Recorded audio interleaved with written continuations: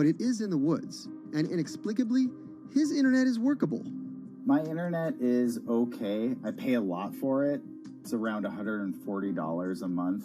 The download speed's great, and the upload speed is terrible, which is really bad for my work because I have to upload these massive files. But I'm definitely one of the more lucky ones in this community. Just a few miles down the road, my buddy has awful internet. It's usually under 2 down and under 0.2 up, so it's often unusable. Some days it's around 1, and other times it'll drop down to about 0.2, 0.3. I just want to be able to have internet at my house without having to go outside the normal ways of acquiring internet. It's really frustrating. We're literally a few miles away from downtown, and it just cuts off.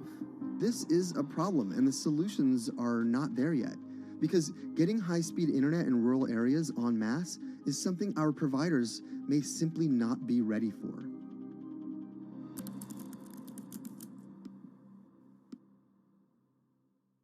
If your internet service doesn't have fast download and upload speeds, then you don't have high-speed harmony. You have.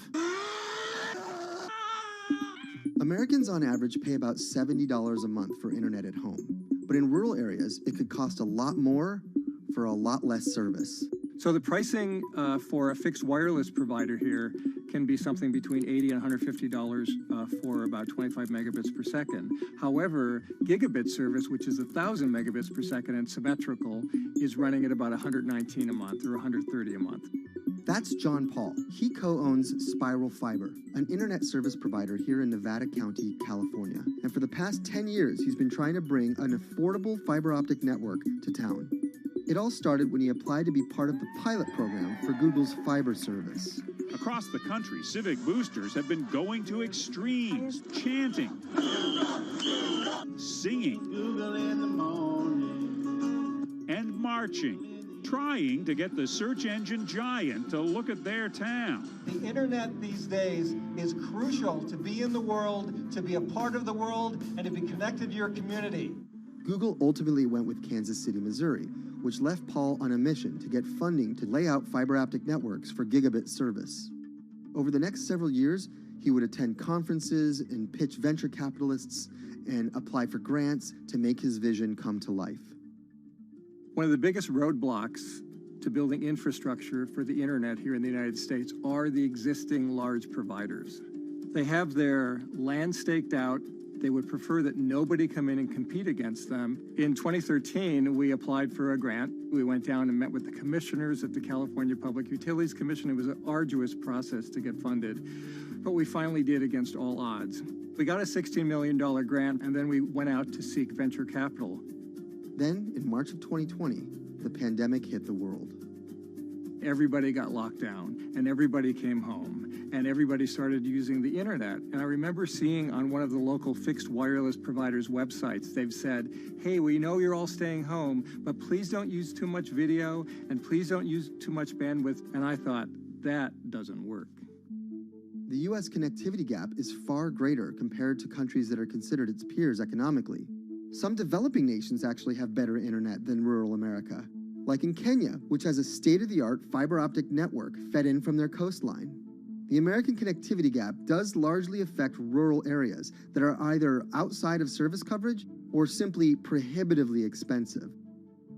This is Rebecca. She and her family moved to Nevada County just a couple miles down the road from David. They took for granted that high-speed internet would just exist in the area, and it's not something they even bothered to check on before buying their house. Turns out, all they got was dial-up. We wanted to move where we had a little more space, room for the kids to run around, just be out in the mountains a little bit more. Having come from a bigger city area where Wi-Fi is pretty readily available, we hadn't really considered that in our purchasing of the house, whether that would be an option or not. When school started, and now that we are remote learning with our children and we're doing everything from home, we didn't have the option to do that at our house. So every day when school would start, we'd have to pack the kids up and we'd go to my in-laws' home. They have a little cabin up in this area that does have Wi-Fi already. Rebecca's situation is the norm in rural America. According to data from the Federal Communications Commission, Just 4% of urban Americans lack access to broadband internet. That's compared to almost 40% of people who live in rural areas. While that was the case, there were also racial and socioeconomic divides in terms of who had that access. In addition to that geographic difference, low-income African American students, Latino students, and first-generation college students were more likely than others to have only one device at home that's shared among multiple siblings and or lack access to that actual connection. For most American towns, there's also a lack of competition, forcing internet prices up. And large providers like AT&T and Comcast aren't incentivized to expand service to these rural communities. This is how Xfinity makes life simple, easy, awesome. So in our area, we have a small imprint of Comcast, but they're not going to go out to the more rural areas. It's just not cost effective for them to do it as a large company. In order to lay fiber cable, you're actually physically digging trenches into the ground. And for internet service providers, they're primarily focused on maximizing their profits.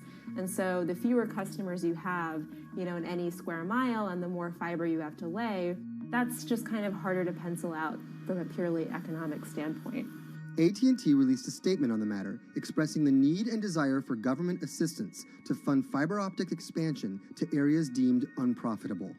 Comcast released a similar statement encouraging more public-private collaboration on this effort. Federal agencies do offer grants to help communities build broadband networks, but many have argued that there's not enough flexibility on how to use these funds. The COVID-19 relief package passed by Congress in March and signed by President Donald Trump awarded $43.3 million to 51 projects on the East Coast alone. But it also stipulated that these projects needed to be up and running by December 30th. For contractors who plan projects months and years in advance, it's a scramble to rearrange their schedules to meet that deadline. So what we've been asking the federal government to consider is at least have, as long as the projects are getting started, knowing the projects are being put into place to expand both remote learning, working from home, and opportunities like that that are truly driven from COVID. We're moving as fast as we can regardless, but hopefully they'll give us some more time. Talking to John Paul, it's clear that he believes broadband is something that can transform a community and should be considered a public good. One of the first communities to come on in the United States with full-on gigabit service was Chattanooga, Tennessee. Now, they're a bigger city, but they're a city that was economically in a downturn. In the last 15 years, the city of Chattanooga has turned around in an amazing way. It's a nexus for young people to move to. It's a place where technology happens. It's not just about logging on to Zoom, to connect with your colleagues who might be in New York City. It's also your ability as a small business, operating in the town of Nevada City or wherever it may be to, quickly upload your payroll documents or something onto the cloud, or to quickly, swipe a customer's credit card. There's just some really basic business functions and mechanics that I think people in big cities really take for granted, and that are just going to be a much bigger challenge for small business owners in rural areas.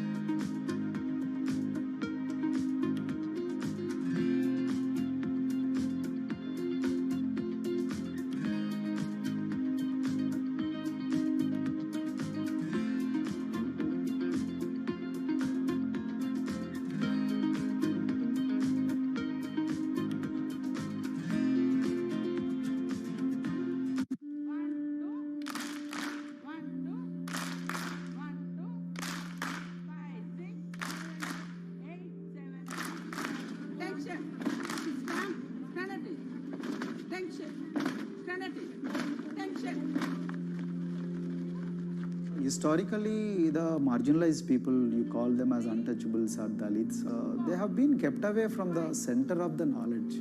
Once you are born into a caste, it is very difficult for you to grow beyond that. You are stuck in that identity.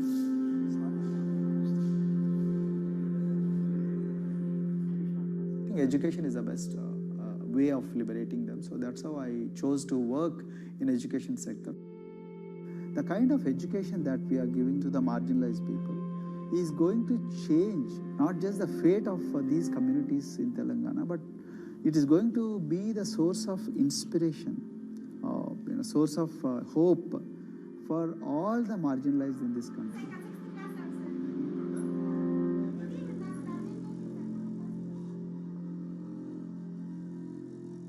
Greatest flight in India is the system of caste. For generations of Indians, the social code known as the caste system has defined how people earn a living and whom they marry.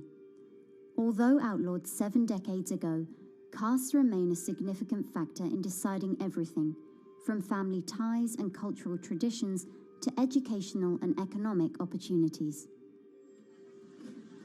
Dalits, people who are on the lowest rung of the caste system, constitute almost 1/5 of India's population of 1.3 billion. Not able to afford the high tuition of private schools, many are forced to attend government-funded institutions, which in the past have suffered from poor infrastructure, lower education standards, and high student-to-teacher ratios. But Dr. Praveen Kumar is trying to change that.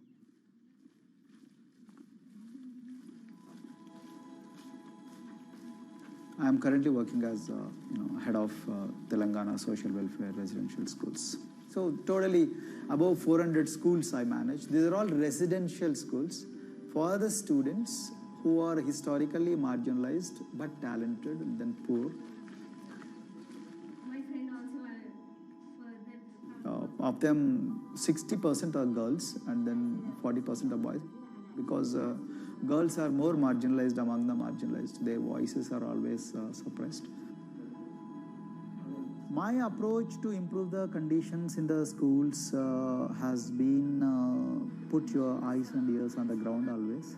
Talk to the parents, talk to the teachers, talk to the students, stay in the schools and then understand their problems, their challenges, both in classrooms and then the corridors and the dorms. Then go to the dining halls and see what kind of food they are eating, and then go to their homes and then what kind of food they are getting and what kind of challenges the parents have. Very good. 9th class. One of the important changes that I brought in after I took over was to complete the transformation of mother tongue to English medium, because English medium, as I said, English is the language of emancipation. A language that connects you to the whole body of knowledge in the world. So we had to train a lot of teachers. refer to the dictionary also, okay, and find out the new meanings, as well as you're going to describe about. Hey, Richita, how are you? Hi, Sindhu. Fine, thank you. And how about you? I'm fine too. It's been a long time. Identity is extremely important. There is a scientific evidence to prove that your sense of identity is extremely crucial to your growth as a successful human being in your life. If you accept an identity which is very humiliating, which reminds you of very painful past, I think that identity will not help you to grow. I'm not saying that you should forget your past. I'm not saying that, but that should not be the bubble in which you must live always.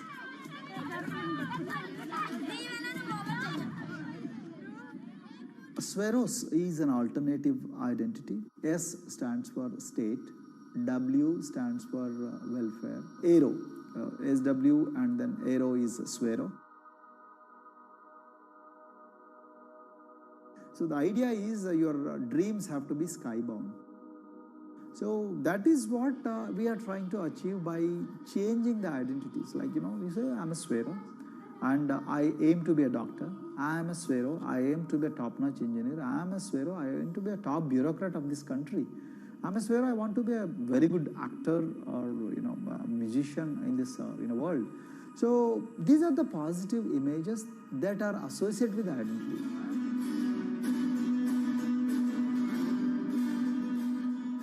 Just to give an example to you, in 2012, in our institution, we used to produce about 6 doctors per year.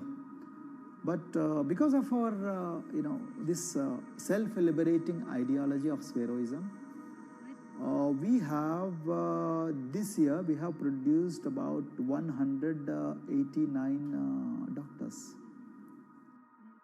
This is phenomenal for any poorest of the poor people. You know how difficult it is to get into a medical colleges in this country. So, but today, because of this ideology, the students have been able to achieve this, feat.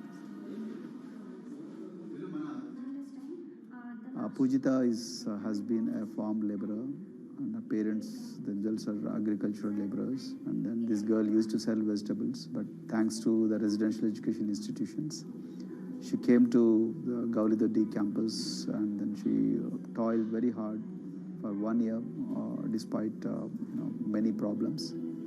And today, I'm so happy to share with you that she has joined one of the prestigious medical colleges in the state of Telangana, Usmania Medical College, and then in future, she hopes to be a gynecologist. So this is the journey our children are hoping for. Similarly, the Mount Everest expedition. At Mount Everest expedition, we are very fortunate enough to place the youngest ever female in the history of this world on the peak of Mount Everest. How did this happen? It's all because of an ideology that helps you to liberate yourself.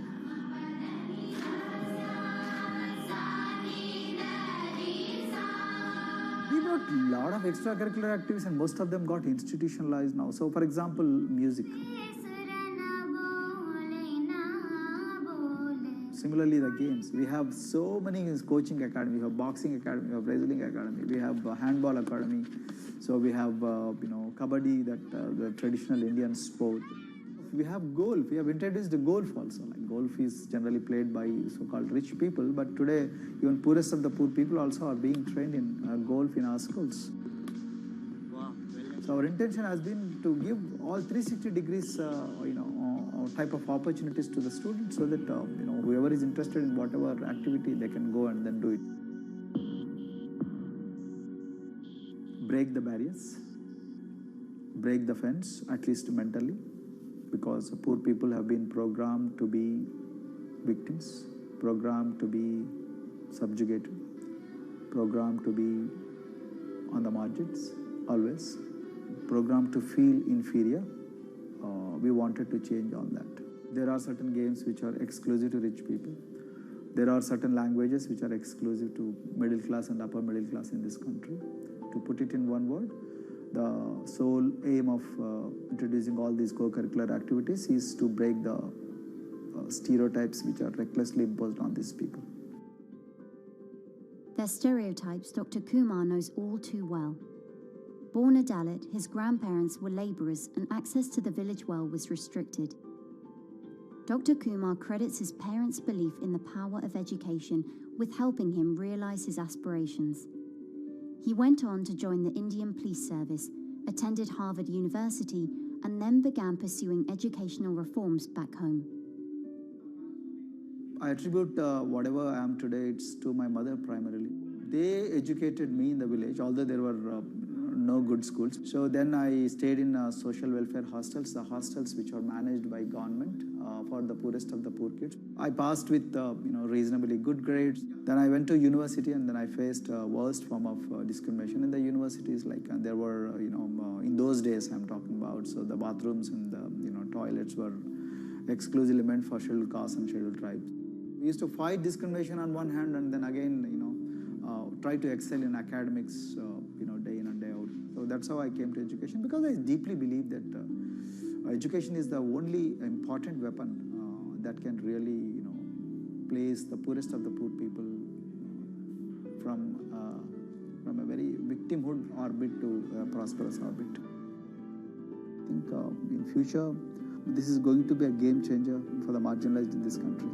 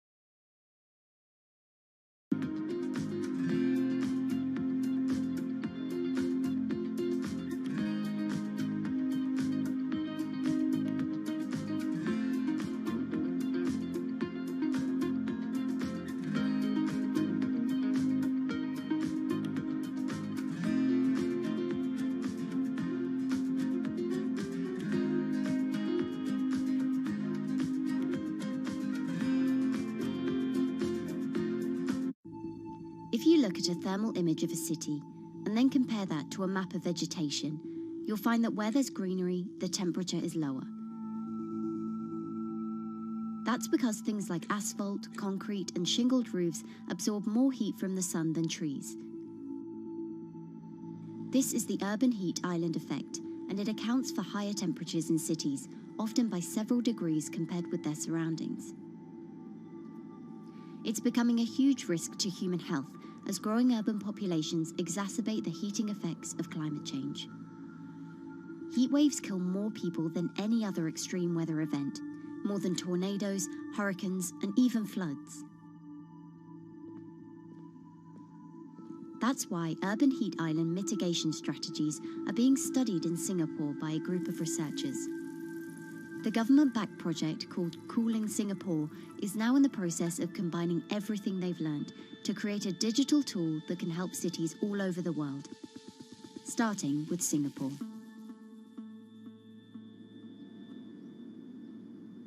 In Singapore, close to the equator, temperatures regularly rise above 32 degrees Celsius or 90 degrees Fahrenheit. And the city structures only make it worse. And that is also the case for Singapore, which is basically a concrete jungle, more urbanized, more developed city. And even in Singapore, what you have is a situation whereby there's a temperature difference of 7 degrees Celsius between the more urbanized and the more rural areas.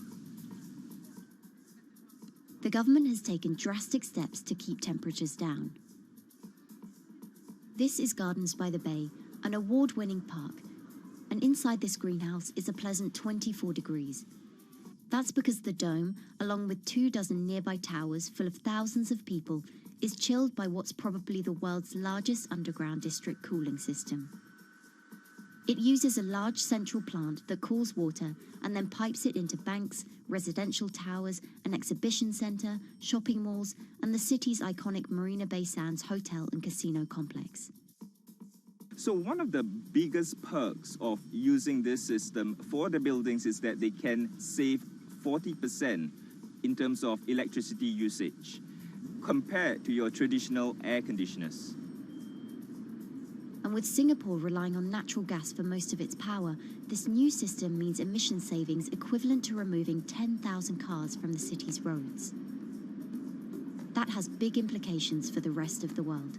If things stay as they are, more than a third of the world's electricity could end up being used to cool buildings and vehicles by 2050. As the world gets hotter, gets warmer, there is a greater need for air conditioning and as well as refrigerators, for instance. And the more people are buying these household appliances, the more energy usage they use, and they release heat more, and that then exacerbates climate change. It's a vicious circle. And so since 2017, researchers at Cooling Singapore have been identifying design solutions that reduce our need for so much cool air in the first place. One thing many cities have in common, and that's the importance of vegetation. That's a very important measure to mitigate the urban heat because of the shading effect, of course, and the psychological effects of the vegetation, and also because of the possible evaporative cooling effect of the vegetation.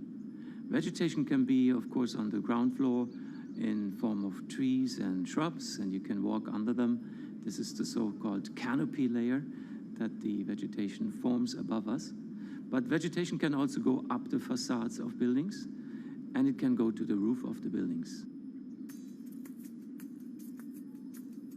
Luckily, Singapore has been striving for the garden city feel for quite some time. It was a vision initially introduced by then Prime Minister Lee Kuan Yew in 1967 to make life more pleasant for people. And today, Singapore is one of the world's greenest cities in terms of urban vegetation. Kampung Admiralty, a community centre that contains health facilities and social spaces, now provides more green space than the plot of land it was originally built on.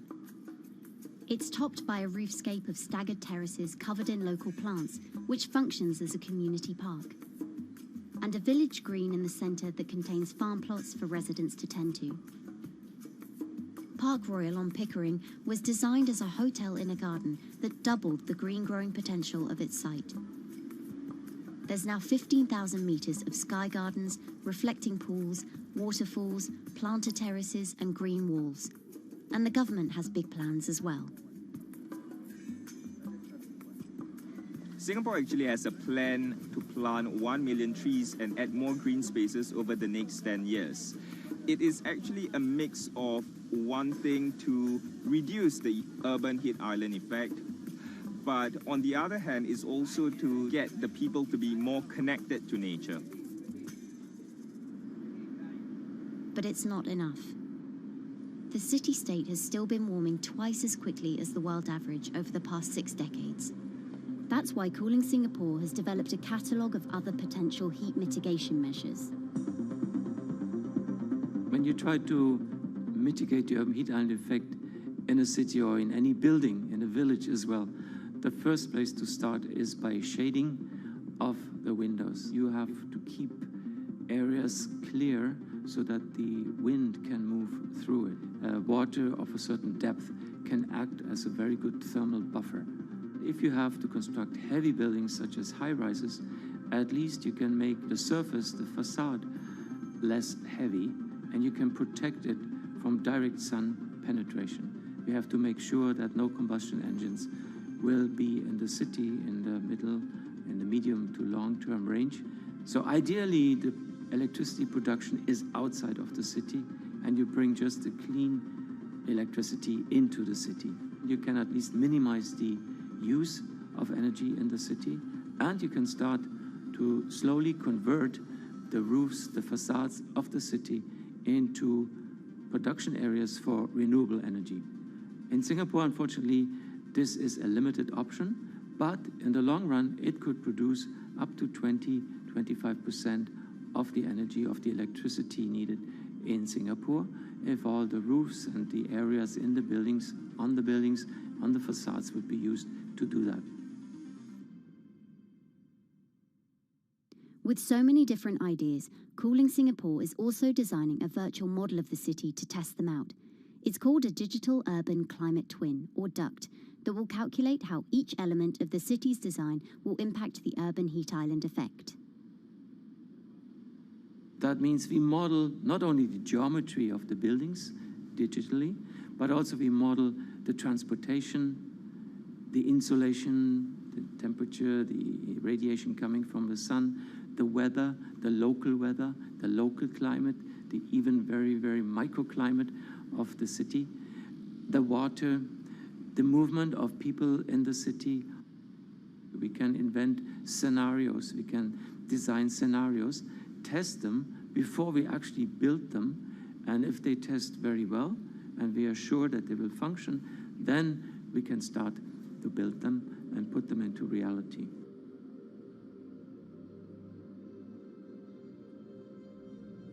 Singapore will be using this new tool to figure out which actions it should take next.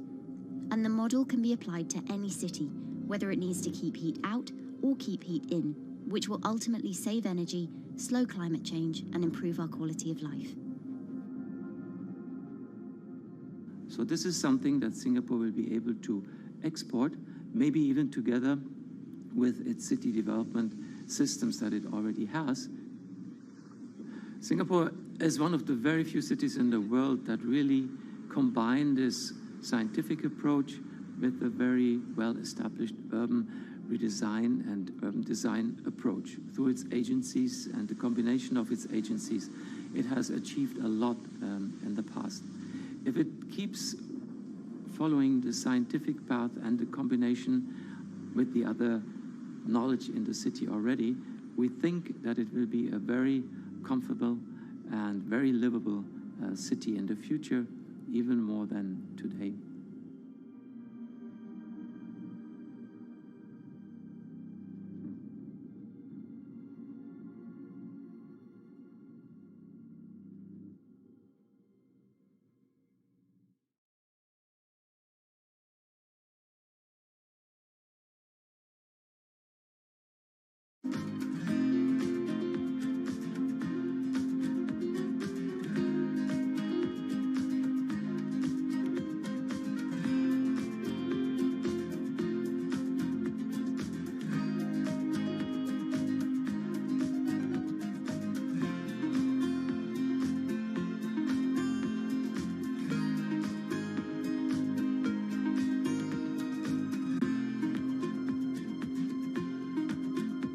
Times are tough. Jobs are scarce. It's risky to be outside and around others. Seems like there's very few ways to make extra money during a pandemic. So I guess I'll just hunker down and binge social media until this all blows over. Wait, don't these people make money? How do these people make money?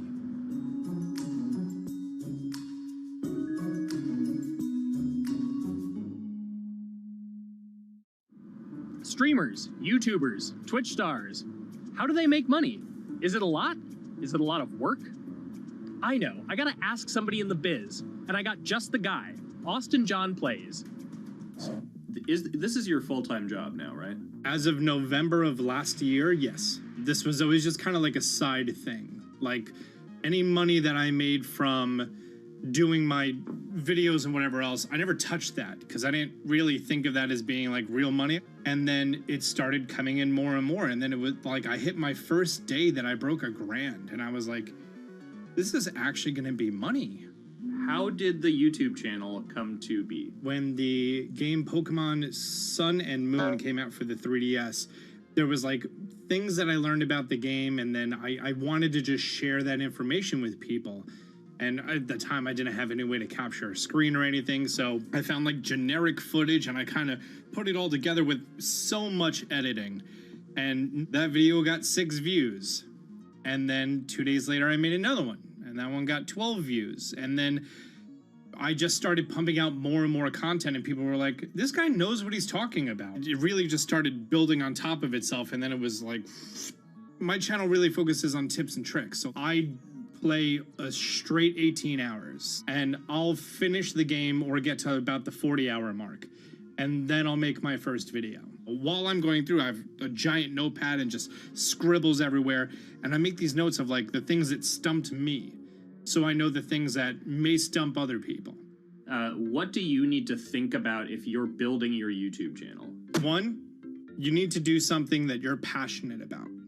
Not that you like, not that you think you're gonna make money on, something you're passionate about. The other thing is something that other people are passionate about. It holds a special place to them. And third is, it needs to be something that people are gonna seek out information on. In order to enter into the marketplace, you either need to be better than everyone else, you either need to be faster than everyone else, or you need to be more accessible than everyone else. And you can't be more accessible because it's already on the platform. Granted, if you understand how the algorithm works, which is very similar to Google Analytics, then yeah, you can have a little bit of a head start. But if you're not doing it faster, and if you're not doing it better than everyone else, then why should anyone watch your channel? So my income as a YouTuber kind of breaks down to 3 different ways. 1, which is the bulk of it, which is ad revenue. Whenever you go and you watch a video and then there's an ad and then you wait 5 seconds and you hit the bottom right corner and then you go on to the next video, or a non-skippable ad, or the video starts immediately, you get the little banner ad at the bottom, or if you scroll down from the video, the first thing that shows there is an ad. Those are the 4 different types of ads that can appear on every single YouTube video. And all of them pay a certain amount. It varies on lots of things, like the country of the person who posts it, the country of the person who watches it, the time of year, where you are in the quarter, if there's anything going on with a reduction in ad revenue. Like, great example, COVID-19, companies weren't spending as much on advertising. So because of that, CPM went down.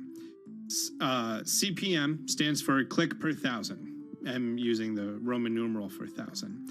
And that means that for every 1,000 views, you get a certain amount of money. Now, on low ads, when I first started off, my CPM was 30 cents. So every 1,000 views, I made 30 cents. But then once I signed with an MCN and I started making more quality content and more engaging content, some of my better videos and certain times of the year, I can see CPMs as high as $12 to $14. And there's a big fluctuation between, you know, if I post a video when there's no ads being spent, like January and February, that's the reason a lot of your favorite YouTubers and also TV shows don't post new videos in that time of year because ad rates are down. Why are they going to make content then? Instead, you're recording and you're bulking up for when ad revenue is higher. The second way that a YouTuber makes income is support, crowdfunding, things like that. When I first started off, Patreon was really the only option, but then they started rolling out supporters and members for YouTube channels. So whenever I have a live stream, you can click a button and then you can become a member, and then you get special icons next to your name. I believe they're called badges. Or on any video, you can hit the join button, and that helps support the channel. And then the third aspect of that would be merch. And for me, my merch has been somewhat basic. In fact, I'm wearing one of my t-shirts from last year right now. You have to endure the times that your first video gets 6 views, that you post it on Reddit and they say, shut up, and then an auto mod bans you.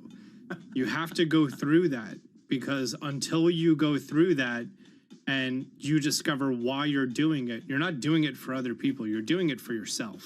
If you're not loving what you do, then it's not worth it. Huh. So make a channel about something that I'm passionate about. Oh, sweet. I guess I can make the channel about that.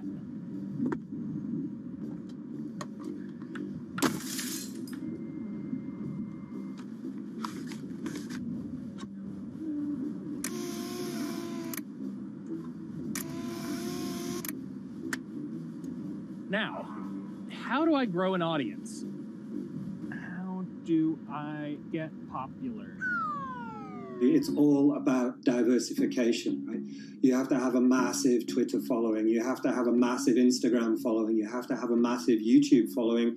Of course, you have to be on Twitch, which is the key platform. But basically, any way you can get in front of your audience, you can engage with your audience, is going to drive those clicks, which ultimately drives the advertiser revenue that you get back from all of these platforms. It's me and Dan playing video games and talking in a funny manner over them. They're not just people who are good at games, they're actually people who are good at online engagement, online entertainment, first and foremost. You have the right to remain stylish. Anything you wear can and will be used against you in the court of fashion. The streamer is either very, very talented at the game. The best player in the game is generally going to draw a crowd because people like watching people who are very good. On the other hand, they're either very, very good or funny, charismatic, whatever it is on that side. Oh, no. You know, it becomes more of a show where they talk about other things outside of the gaming world, and gaming becomes really just a backdrop and an excuse to engage with that audience. There were those weird, like, Ronald McDonald, like, straight to VHS movies. You remember those? I'm personable, I'm chatty. I would kind of, when boring things were happening in the game, I would ramble on about, movies I'd watched or books I'd read and, or conversations I'd had and stuff like that. And so I think being personable was a big part of that. It's not just getting on and playing games. It's getting on and being an entertainer. You are putting on a show. All right, now let me go ahead and grab the samurai sword that every gym has. Okay, he's dead. To have a larger audience and to have that audience, I think, stay with you, you have to bring something extra. You have to find your niche. You have to find what works and what connects with the audience and what makes them laugh and what makes them keep coming back. You got to make it a little more exciting, all right? Throw in a hanging bishop. Have everybody in suspense for a moment. I think the real most important thing is to just get used to being on camera. Like in any sort of performance thing, is get used to talking on camera. My first few videos were terrible, but because I sat down and did it for 6 to 8 hours a day, I just got used to talking and I got over that uncomfortable hump.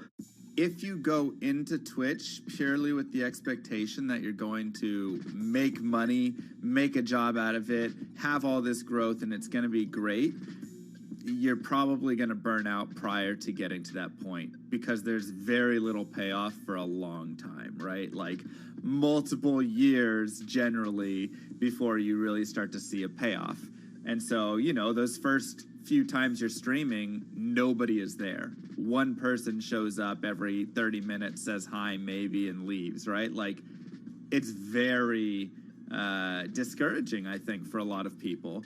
And so you have to be there just loving it. You have to love talking to yourself when nobody is around. You have to love just the game that you're playing, all of that stuff, because it takes a while, and I think a majority of people burn out prior to getting to the like profitable point of it. And there you have it. My very own YouTube, Twitch, Discord, and streaming channels all ready to go live. It's a veritable social media ecosystem just on the verge of thriving. So, don't forget to smash like and subscribe, and visit my Patreon for perks. Also, go to my merch page. And one last thing, stay cool, my friends.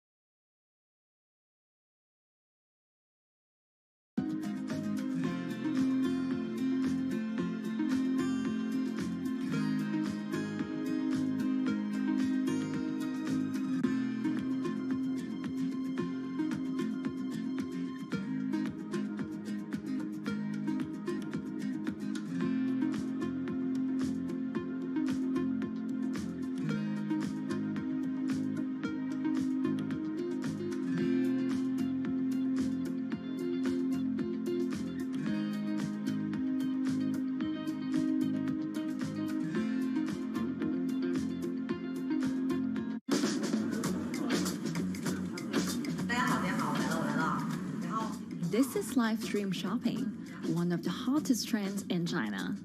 Every night, tens of millions of people watch live shows hosted by influencers like Via and buy the products they recommend. On e-commerce and social apps like Taobao and Douyin, the sister app of TikTok. 我觉得已经改变了大家的购物的方式。其实各种各样的产品，哪怕你不买，你也可以来看。当然，你看了，你就有可能会买。It's not about, only shopping. It's about the experience. It's about having fun. You got to see 3D. You got to see in some kind of action. It's almost like a theater act. The internet craze has taken over China. By the end of 2020, the country had almost 400 million live stream shopping users. China's live stream e-commerce market has also grown dramatically, with an estimated value of $161 billion in 2020. It's becoming popular outside China as well. So, is live streaming the future of shopping?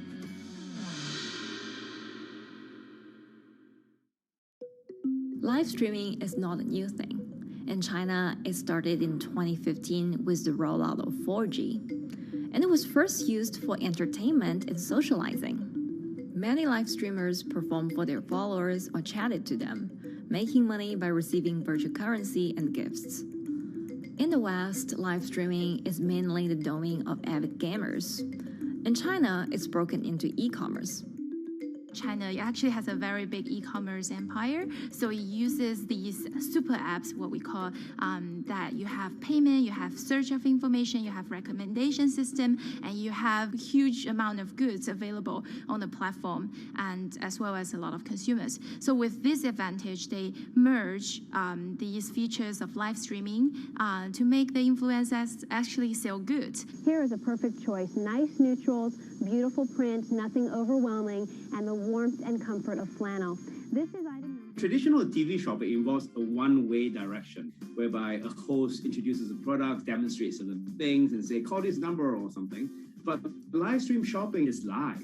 That in itself is a very, very big difference. It causes different psychology, and live stream shopping is a very entertaining way of actually engaging someone else. When you shop, actually, this live streaming video will continue. It will minimize into a corner, and you can buy the items and pay all on the same app. And after that, the live streaming screen will just enlarge by itself, and the promoter will come back to screen. So it's very convenient. Taobao, one of China's biggest e-commerce platforms owned by tech giant Alibaba, added a live streaming function in early 2016. In the following years, other e-commerce and social platforms like JD and Douyin also integrated this feature. 开头的时候还是有很多的挑战的，对画面的这个流畅，然后是否能够很真实的去还原商品，它其实在这个上面是有很高的这个门槛跟技术的这个卡口在的。不管是我们的这个用户的接受度，还是商家的这个上手的这个难度都很高。但是这几年下来，基本上难点在不断被突破的。Over $70 billion worth of goods was sold via live stream on Taobao in the year through March 2021. Latest surveys show that over 60% of live stream users in China were watching shopping shows, and over 65% of them shopped at least once via live stream. In 2020, live stream shopping got a huge boost during the pandemic, when millions of people were in lockdown and many retailers were pushed online. People, during the lockdown, felt like there's a need for more social interactions. This live platform creates an interesting kind of environment that gives people the sense that I'm actually interacting with you. And then live stream shopping brings in a lot more variety of things that people could buy and satisfy, the sense of like losing control, especially during the pandemic. At the heart of this craze are the top influencers who have tens of millions of followers and sell products worth millions of dollars every night. They often use their star power to get bargains from retailers, which in turn boosts their own sales and influence. So if you think about China's live streaming, you have to know the king and queen of the influencers. The queen of live streaming, Via, she is actually having the biggest viewership and the biggest sales volume for a long time on Taobao platform. She can sell everything from like Gucci sunglasses, lipsticks, homes, and cars. One time she offered her followers to go on a Tesla ride with her, and she even, for once, sold a rocket launch in her live streaming room for 40 million yuan. The king would be Li Jiaqi, more widely known as Lipstick's brother. He used to be a cosmetic sales before he turned into live streaming e-commerce, and he knows a lot about the cosmetics. So he's the one that will actually put the lipsticks on himself when he's on the show. Top live streamers like Via and Li Jiaqi have become celebrities in China and can earn millions of dollars a year.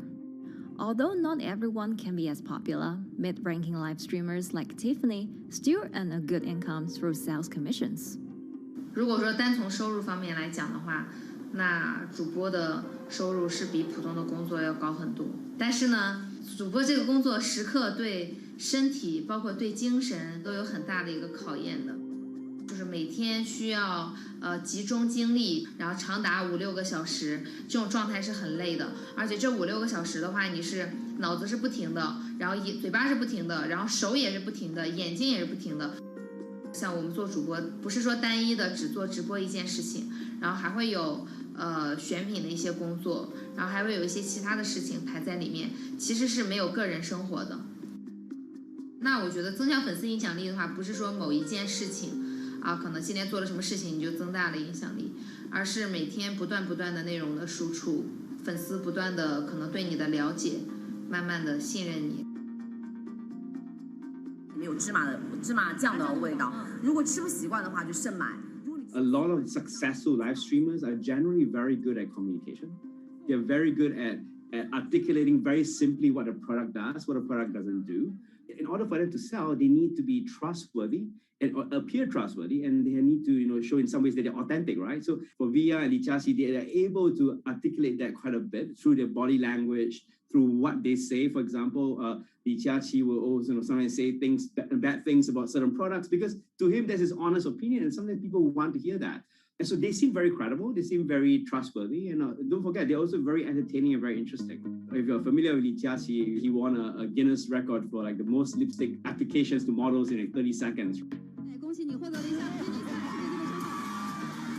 So if you're able to create a lot of buzz with interesting things that you do, people who may not want to buy lipsticks will also stream in just to watch what he does. And then from there, you might get hooked. 这就是一般女生出门的时候涂的口红的颜色。 Live streamers also use sales techniques such as limited time or supply. This sense of scarcity can often encourage viewers to buy. The platform in itself creates and enhances some of these things because you see it live. Something we call social proof has taken over, meaning that, hey, other people are interested, other people are joining in, other people want the same product. and they add it in the chat and they ask questions and they say, oh, I want this too. What happens then? It makes the whole product even more scarce. But it's not just influencers. Local farmers, luxury brands, even mutual funds have also started their own live stream shows. Working with very top-tier live streamers can be risky. It's not necessary that the benefits will end up with the brand. So we see company executives opening their own shows. And we see like P&G have their own sales room, which runs shows every day as well. We also have like local governors in like small towns to sell their agricultural products. So the live streaming is definitely transformed the way product owners can think about how to reach their consumers. And it enables a lot of players to actually sell. Live stream shopping is going global. Merchants in Southeast Asia have embraced this trend. And in the West, Amazon has upgraded its live streaming function, adding interactive features like chat rooms. Companies, including Google and Facebook, are also developing and investing in technologies to integrate video and e-commerce. 直播电商它其实已经开始成为主流，它未来的发展空间跟潜力都是巨大的。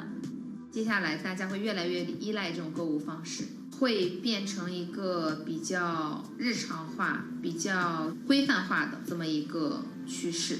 If you look at the numbers alone, their numbers alone, Li Jiaxi's numbers or Via's numbers, you know that they can sell and you know that they can generate revenue.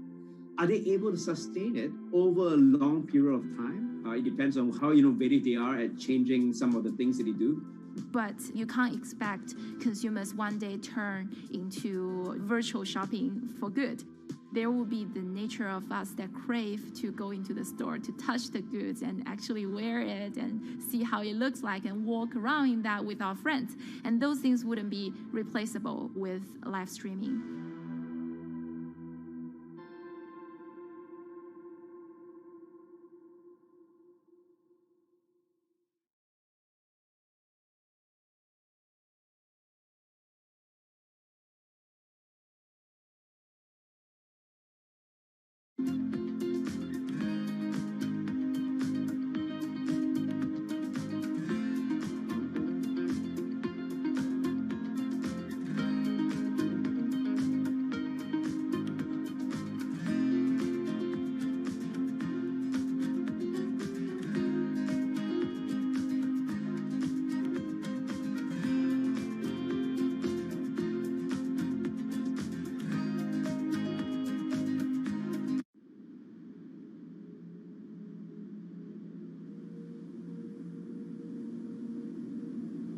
You could imagine that the oceans are actually the largest battery.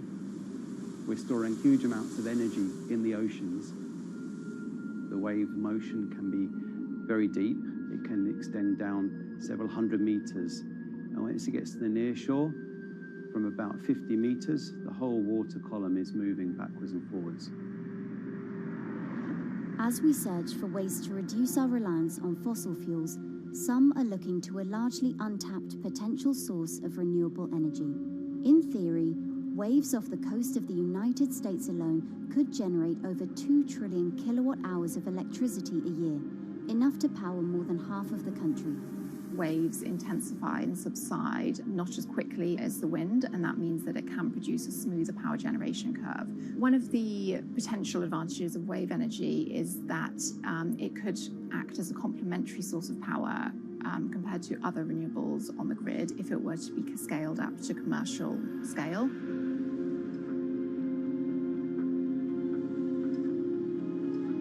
For decades, engineers have been trying to convert wave energy into electricity, but a host of technological and financial challenges have complicated their efforts. In the years from around 2006 to 2015, there were a spate of bankruptcies in the sector, and this was largely because of a lack of kind of continuous proven projects out at sea with reliable electricity generation. Since then, companies have been trying to develop the technologies at a steadier pace and with a smaller cash burn. But the same questions remain. Can companies develop devices and technologies that actually work? Is wave energy just a novelty or something that can become a major renewable energy source?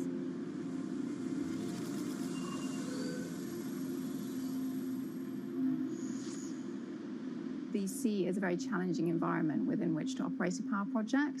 So seawater is corrosive and conditions are very rough. So this means that power projects don't have a very long lifetime, and it increases operating and maintenance costs.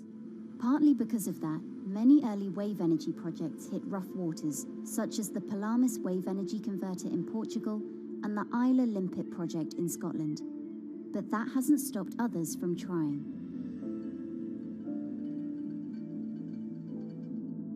Companies are focused on testing projects out at sea, proving their durability, trying to raise capital and bring down cost.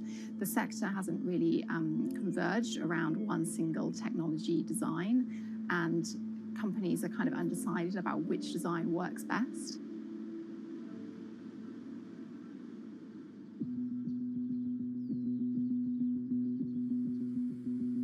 Finland-based AW Energy is a veteran in the sector. The first proof of concept of the company's device was made in the 90s after diver Rauno Koivusaari observed the strong back-and-forth movement of a hatch cover in a shipwreck in the Baltic Sea.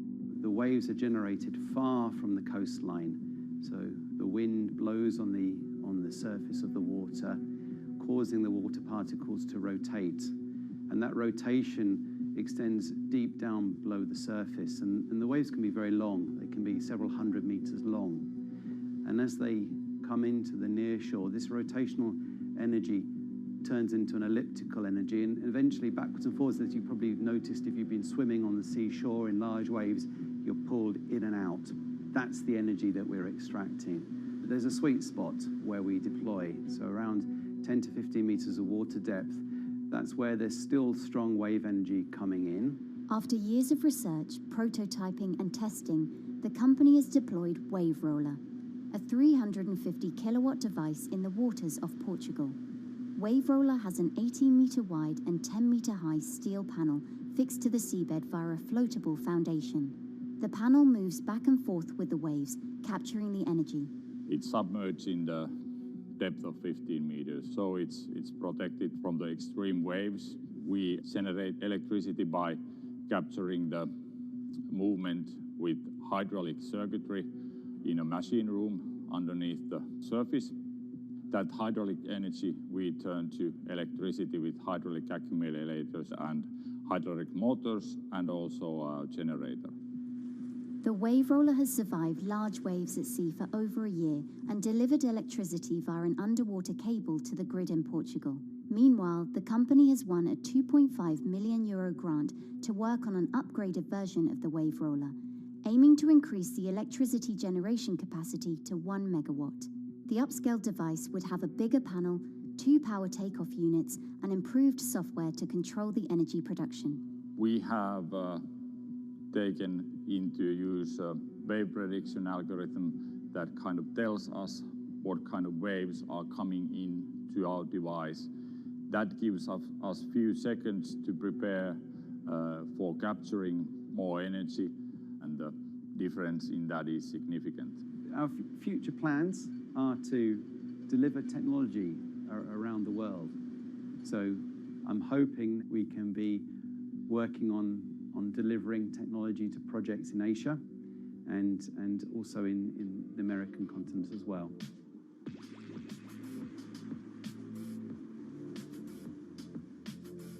Meanwhile, Israeli company Eco Wave Power is taking a different approach to capturing the power of the ocean.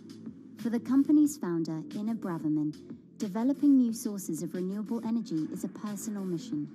I was born in Ukraine in 1986, and 2 weeks after I was born, the Chernobyl nuclear reactor exploded, causing the largest in history nuclear disaster. I was one of the babies that got hurt from the negative effects of such explosion. I had a respiratory arrest and a clinical death. Luckily, my mother, a nurse, approached my crib on time and gave me a mouth-to-mouth resuscitation, which saved my life. I got a second chance in life and decided to do something good with it. Growing up, Ina wanted to be a politician to positively change the world. After working as a translator at a renewable energy company, she decided to change paths. Solar and wind energy were fully commercialized. There were a lot of amazing technologies implemented everywhere. I saw that wave energy, although it's an immense source of electricity, the biggest companies in the world are trying to develop wave energy with no success. And there was kind of a race going on in the world of who is the company that is going to develop a viable wave energy solution first. In 2011, the then 24-year-old Inna co-founded EcoWave Power. Instead of installing devices offshore, the company's devices are attached to existing breakwaters, jetties, and piers. Our technology is very cost efficient, especially in comparison to the offshore technologies, because we don't need any ships, divers, underwater mooring or cables.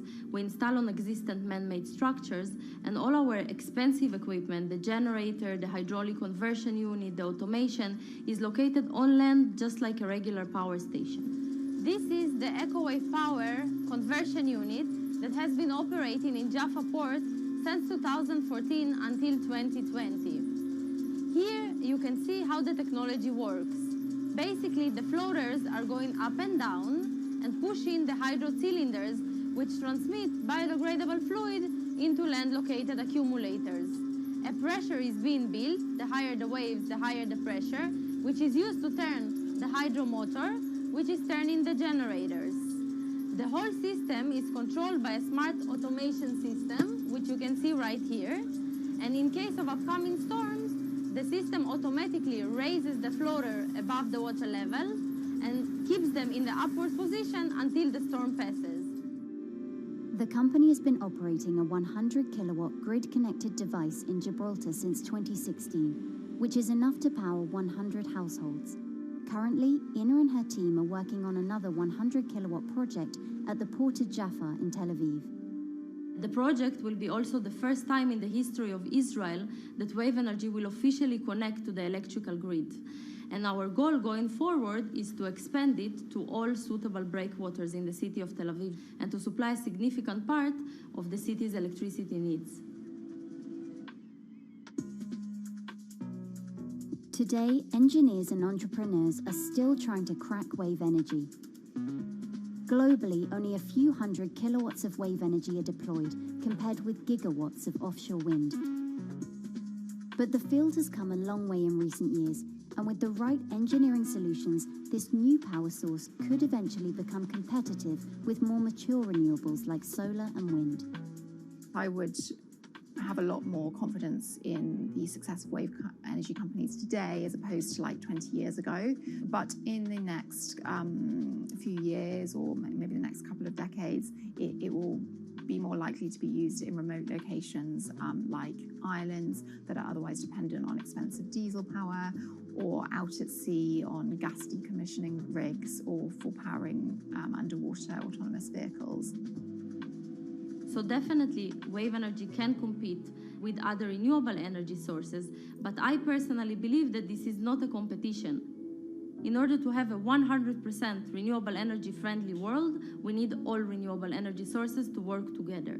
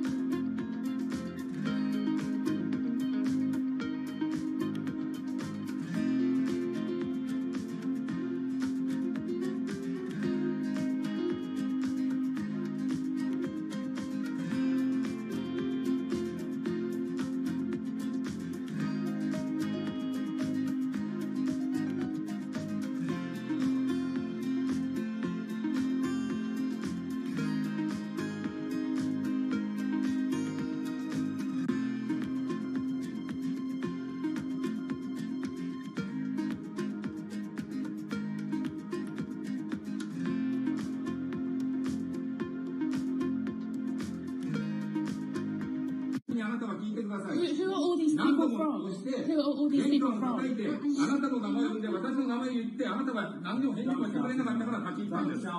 So can you please tell me? I'm not going to... please wait.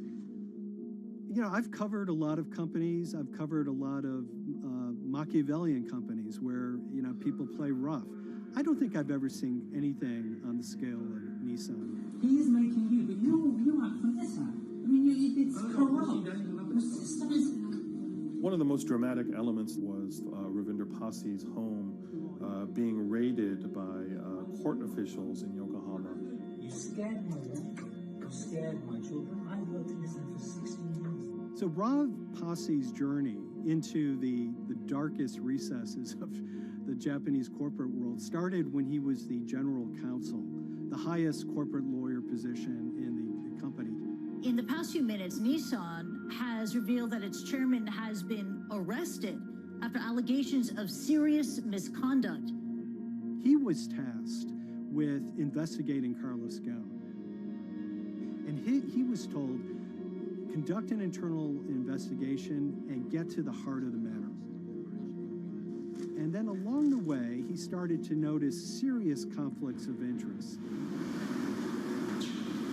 He is one of the few people who knows an extreme amount of detail regarding the alleged crimes by Carlos Ghosn.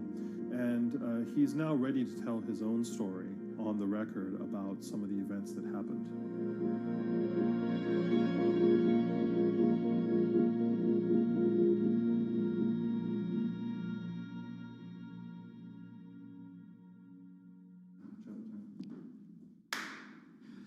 My name is Ravinder Passi. I'm the former Global General Counsel of Nissan Motor Co. Limited. And you could say, yes, I had a front row seat in terms of what was going on.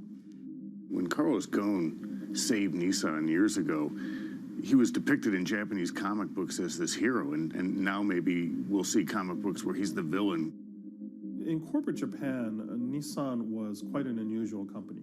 It was led for 2 decades by a non-Japanese executive. Well, Carlos Ghosn was a hero in the Japanese business world. If you had a global business celebrity in Japan and worldwide, it was definitely Carlos Ghosn. In a country with few foreigners at the top, he stood out. But over the years, he saved Nissan from bankruptcy, allied with Renault and Mitsubishi, and turned the alliance into one of the most competitive in the world. Yet as the years went on, you know, I think his ambitions changed a little bit. He started thinking about legacy plays, and one of them was to really tighten the alliance between Renault and Japan.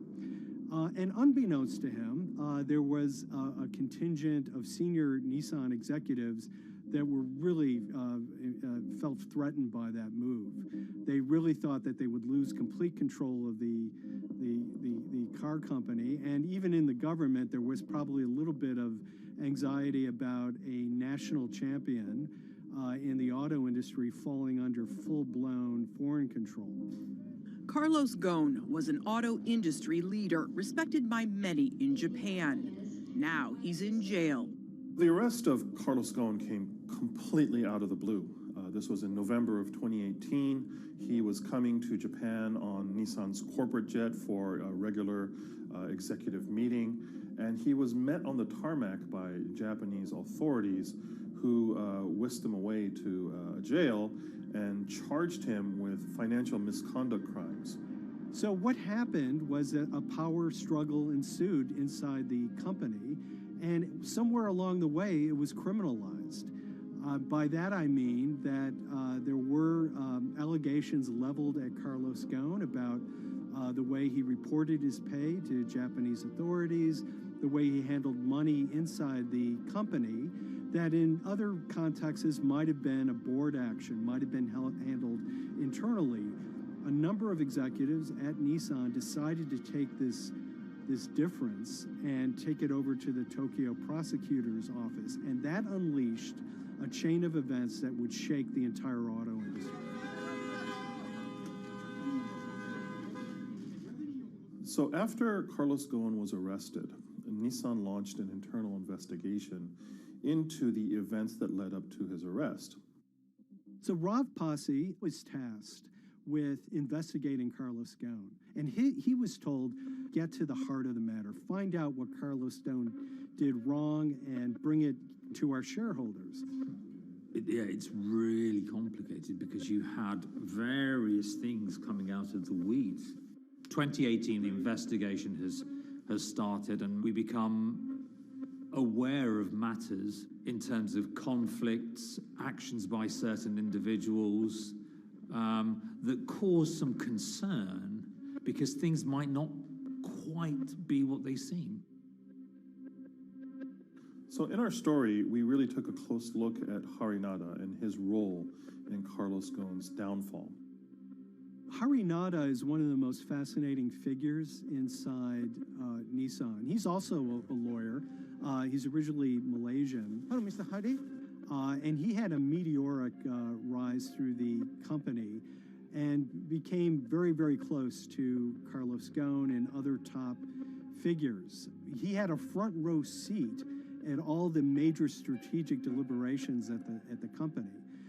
And when he discovered that Carlos Ghosn, as his final legacy play, was going to tighten the relationship between Renault and Nissan, he made a decision to go against Carlos Ghosn. And he became one of the key figures that decided that Carlos Ghosn had to go.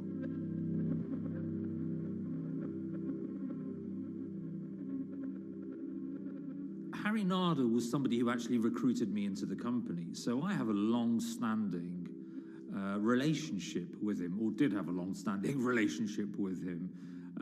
For many, many years, he was a mentor.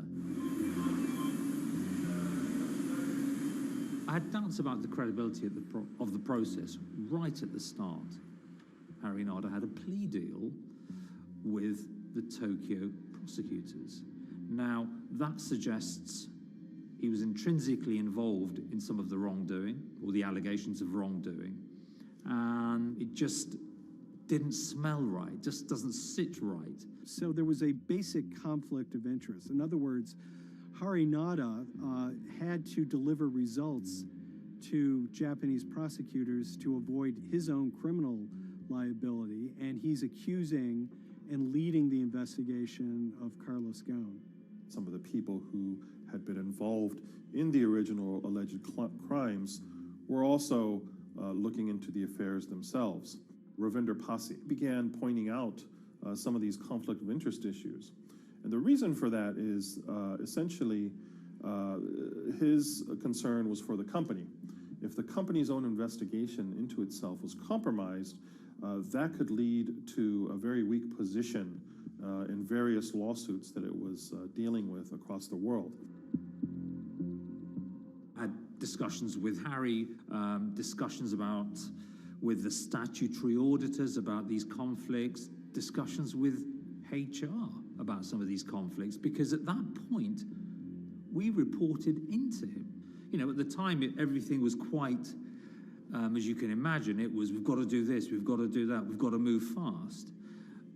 But when you step back and look at some of these things, you just think, my God, what was going on here? Because me, members of my team, were being placed in immediate danger.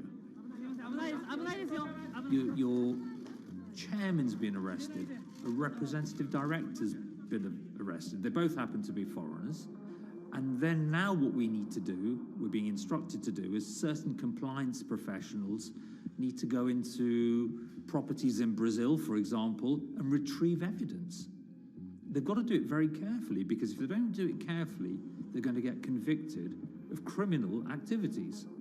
And likewise, when a team of lawyers were commissioned to go to Lebanon, I mean, one of my immediate concerns was, why are lawyers from Nissan being sent to go to Lebanon to retrieve evidence?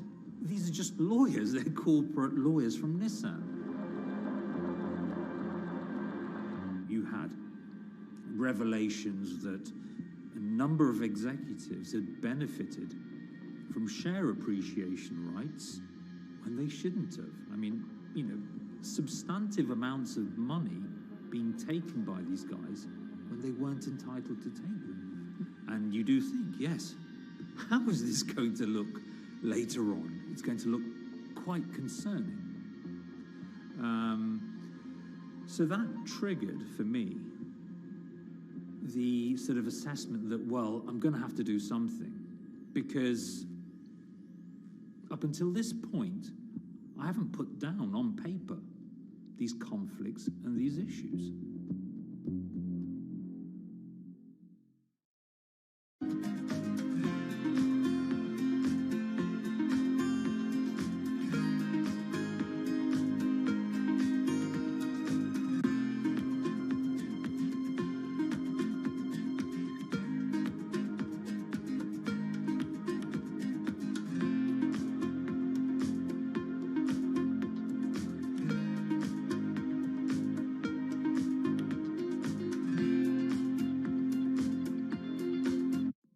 So Rav Pasi makes a fateful move. He writes this letter to the board listing every suspicion he has in great detail, backed up by evidence, backed up by memos, of why this internal investigation had serious problems. He sends the letter to the board and it's crickets. He doesn't hear much of anything. Nothing happened thereafter. Nothing at all. Just like it just gone into a black box. And he began to suspect that there was a desire, even at the highest level within Nissan, to kind of sweep these conflicts of interest under the rug. Unfortunately for me, I think, you know, again, with hindsight, people must have thought that this is the nail that's sticking out, and we can't have this. Within 3 days of me submitting that to the board of directors, that letter to the independent board of directors, I was removed from the Goan Executive Conduct Matters. I was then told that I could not attend board meetings anymore. And up until that point, I had attended every single board meeting.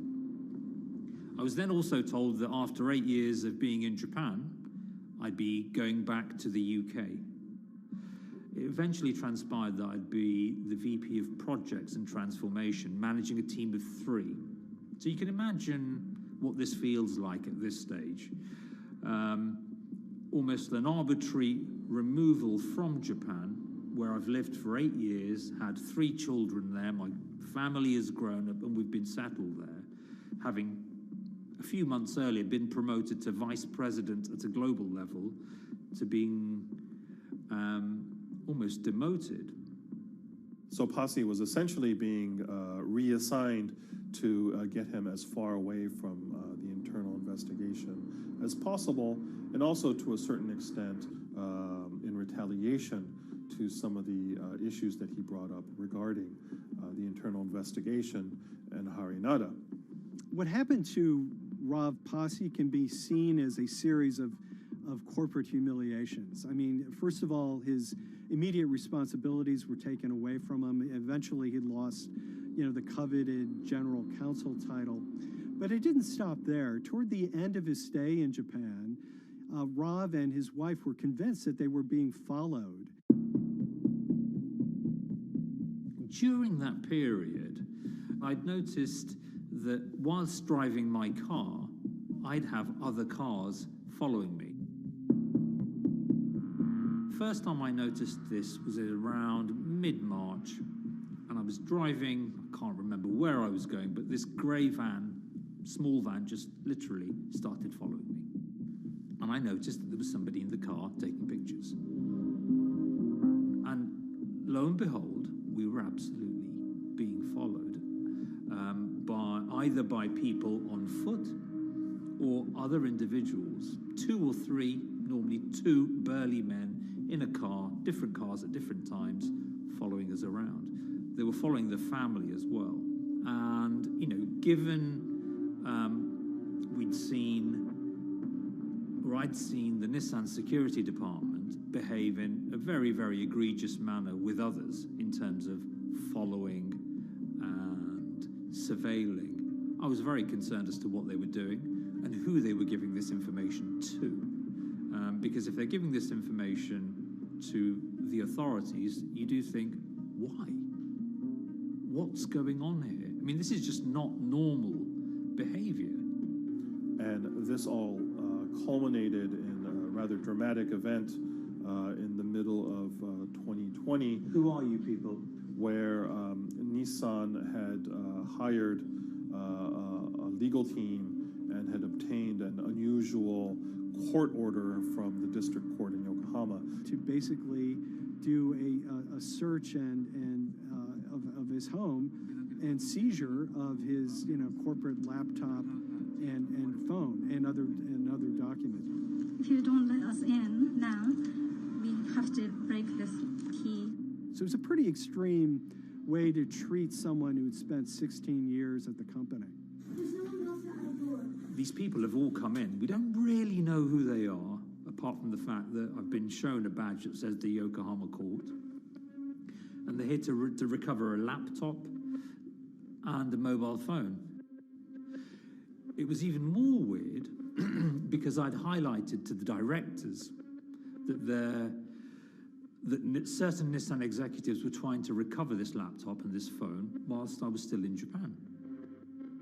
And I was very concerned because it had evidence on there that related to misconduct matters and other forms of inappropriate conduct. It was just another form of intimidation, another form of harassment, forcing me almost to leave the company and the country. Because once they'd retained and obtained these items, we were still followed, which, again, I just couldn't understand. What is the point of doing that? You know, this is a car company. This is not the KGB.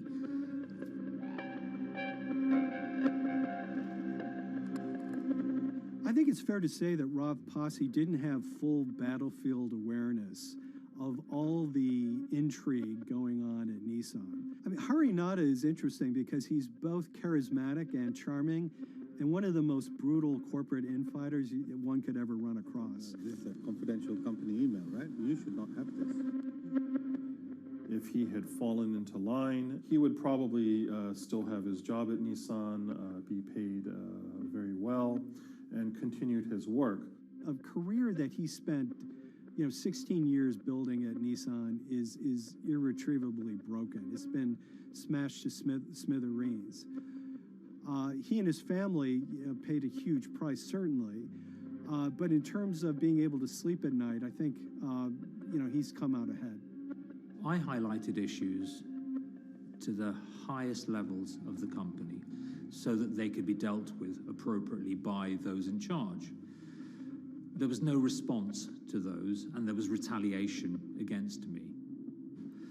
What's really profound, like absolutely profound, is that none of your colleagues, I mean people who you have known for years, forget it. Yeah. You're on your own. Yeah. And you've got to be ready for that. You've got to be ready for that. If you take it on anyway.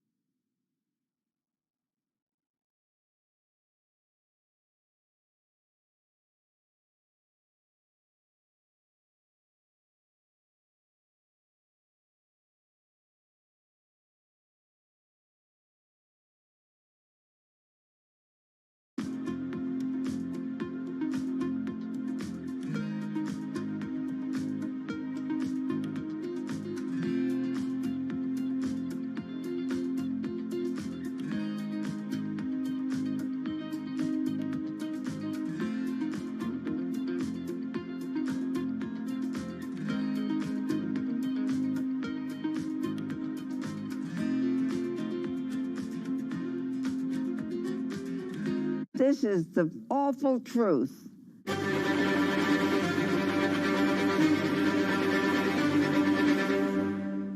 There's always someone in the family that's pushing it.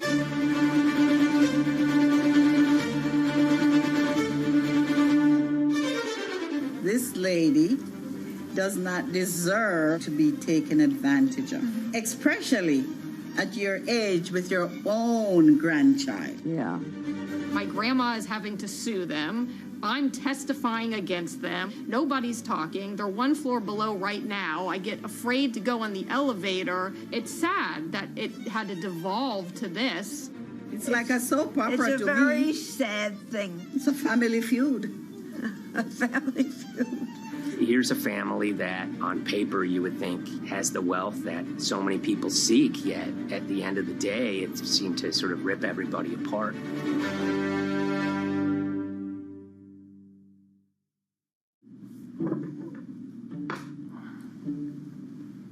My name's Tom Schoenberg. I'm a senior reporter here at Bloomberg News, cover financial enforcement.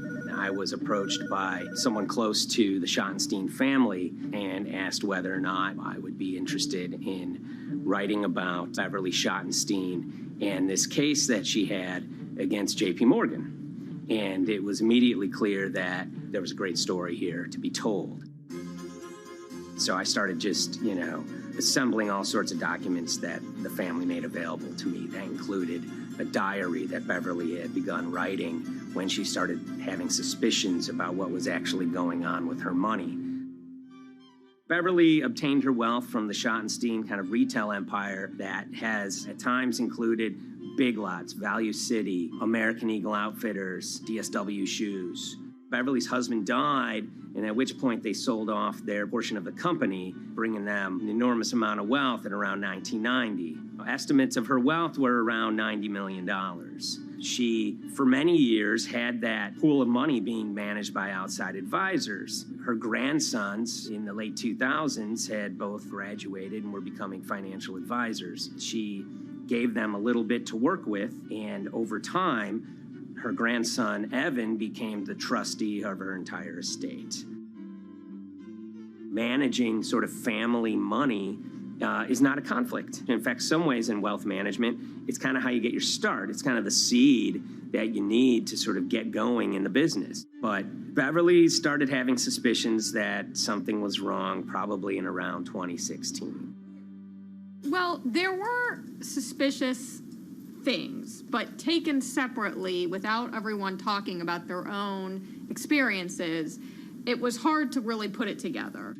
She had written a check to her caretaker, Dawn, that bounced. So she went down to her local Chase branch to sort of find out what was going on. She wasn't getting paper statements in the mail, so she asked them to print out a number of her statements having to do with her checking account and her credit card account. So we went to the bank and asked for the statements. And she got a whole year and going through all of them, page by page by page. And it was there she saw all sorts of charges that she said she didn't authorize or didn't know about. I was becoming very, very suspicious.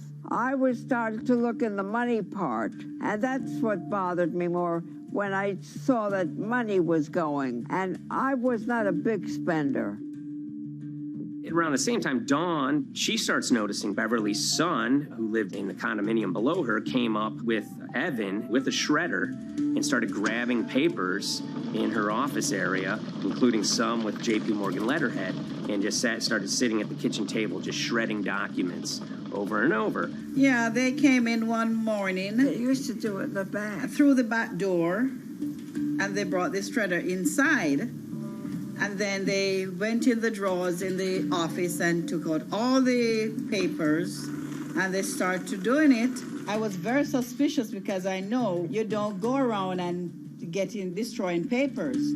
Beverly said that they had done this many times before. That's when she said to me, Dawn, I'm going to write my feelings in this black book. Diary. And it's a diary, and she started writing. Each day she would write a little at a time.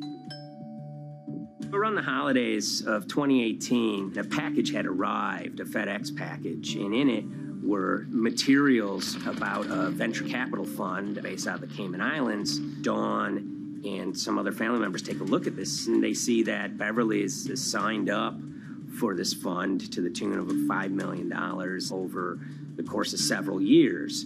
And that was really the beginning of it. That was sort of the tip of the iceberg when it became obvious that something was going on, that my grandmother really wasn't aware of this fund. You know, Beverly started to panic. She got really upset and called, J.P. Morgan's headquarters in New York and asked for Jamie Dimon. She said she was told someone would call her back, but she says that never happened. She wrote a letter to Evan and Avi, and in there she laid out a number of things that were concerning her: unauthorized trading, the checking account. She had about $1 million worth of jewelry in a safe deposit box, and that her son Bobby had the key to that box, and that jewelry had gone missing. All this was kind of packaged in this, 5-page handwritten amendment to a will and trust. There's such an evolving narrative about why the jewelry was taken. The only truth we really know is that the jewelry is gone. But why it happened, there have been a lot of different stories. You just don't take your mother's wonderful things and hand it out. And they emailed that note to J.P. Morgan to seize all activity on her account. And it ended up setting off a firestorm after that. As soon as they got this email that there was a cease and desist and that she wanted to send her money and change brokerage firms, they were actually vacationing one floor below downstairs. They're there right now. The next day, Beverly's in her place. The granddaughter's still in her place visiting. Dawn is there, and up comes Bobby kind of barging through the door. And he's screaming about what was sent to the J.P. Morgan. They're now investigating now. And he's furious, takes his mother and sort of puts her into a chair, gets pen and paper, and she says physically forced her to write a retraction letter. They were pushing me around. It was a scary time. I was really afraid, too. I had to take her to the doctor, and she did an x-ray because she was in so much pain. The locks had to be changed. The phone number had to be changed. I really thought we were going to have to hire guards to be outside just for protection. Oh, it was terrible. Horrible scene. Beverly brought her case before the Financial Industry Regulatory Authorities, usually known as FINRA. It took several months of hearings. She sees all sorts of transactions that's going on, hundreds of them that she claims that she never knew about, never authorized, but yet were logged in J.P. Morgan's files as having been direct requests from her. That included the sale of a large amount of Apple stock worth several $1 million, as well as all her stock in Big Lots. Over the course of their time with J.P. Morgan, Evan and Avi were making all sorts of trading on her account that was generating millions of dollars in commissions for themselves and the bank, yet she was not sort of getting any of the type of gains that you would expect sort of an $80 million account in a bullish market to be able to get. They issued a ruling entirely in her favor, finding that her grandsons, as well as J.P. Morgan, they were liable for violating their fiduciary duty, misrepresenting themselves, and they also found that the bank and her grandson, Evan, were liable for elder abuse. Evan and Avi, they were fired from J.P. Morgan. They issued an award of about $19 million. I reached out for comment, and J.P. Morgan emphasized that Evan and Avi were no longer with the firm and that their actions do not represent the sort of values of the bank. I reached out to Evan and Avi, heard back from their lawyer saying that, they disagree with the law and the facts that FINRA kind of used to decide the case against them and are seeing if they can have it withdrawn. Her son, Bobby, wrote her a letter, said his sons weren't criminals, and he also admits to taking her jewelry. And he says he needed it to pay off some bad business debts he had. They never once came up to say, I'm sorry. If there had been an apology and some acceptance and asking for forgiveness from my grandmother, I don't think we'd be in the position that we are now. Since the piece came out, we've received dozens of messages from people, many of whom are telling their own sort of personal tales of, kind of financial advisors gone bad, or family members who got control of an estate and abused, those within. It seems that it's really resonated with a lot of people. I keep, hearing a lot of feedback about Beverly and how, a lot of people feel she did the right thing. You're never too old to stand up for yourself and try to right an injustice. She was adamant that she wanted to stand up for herself, but at the end of the day, they did wrong. It's a painful life lesson. Beverly taught them that you don't mess with grandma.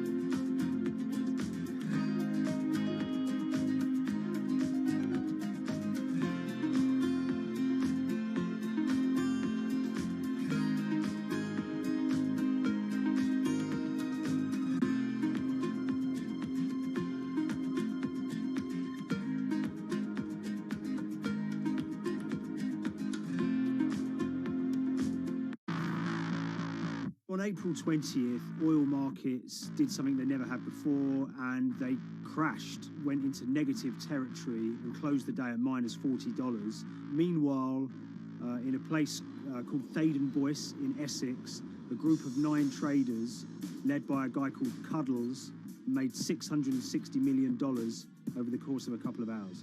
The price of oil has collapsed to a record low. We've never really seen anything like it. WTI this morning down more than 35%. People maybe wouldn't have been so surprised if the oil price had fallen to zero, but the oil price went to minus 38. It went far lower than anyone had expected. And so lots of people in the market were saying, well, hang on, something else is going on here. A couple of months later, I started to get wind through a kind of network of sources that a tiny firm in the outskirts of London had made a huge amount of money that day and potentially had some part to play in what happened.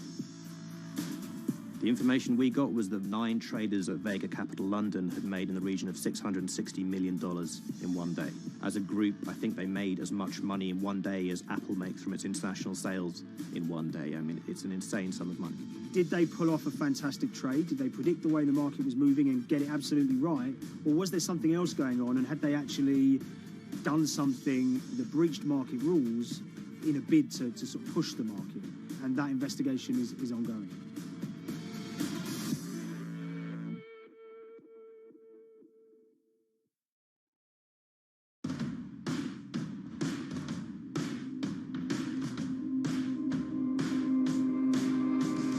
So Paul Commins is a trader who cut his teeth in the pits in the 80s and 90s. When everyone had a nickname, his was Cuddles. If you can imagine, that was a very sort of cutthroat type of world where people are doing, hundreds of thousands and millions of dollars trades by shouting at each other, giving hand signals, and then sort of scrawling on scraps of paper. The culture of the trading pits in London was very influenced by the working class guys who became traders there. They weren't like the city bankers that had gone before them. They weren't usually Oxford or Cambridge. They didn't wear Savile Row suits. They were ordinary working guys who happened to have a talent for trading. And a lot of them came from Essex. I think it was 400 traders in the pits, and Cuddles in his oil and gas pit was described to us as amongst the top 3.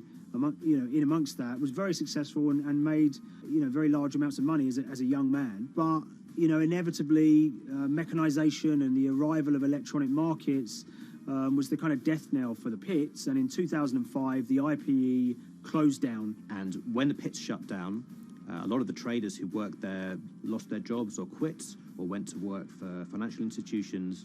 But Paul Commins decided to start his own trading collective out in Essex.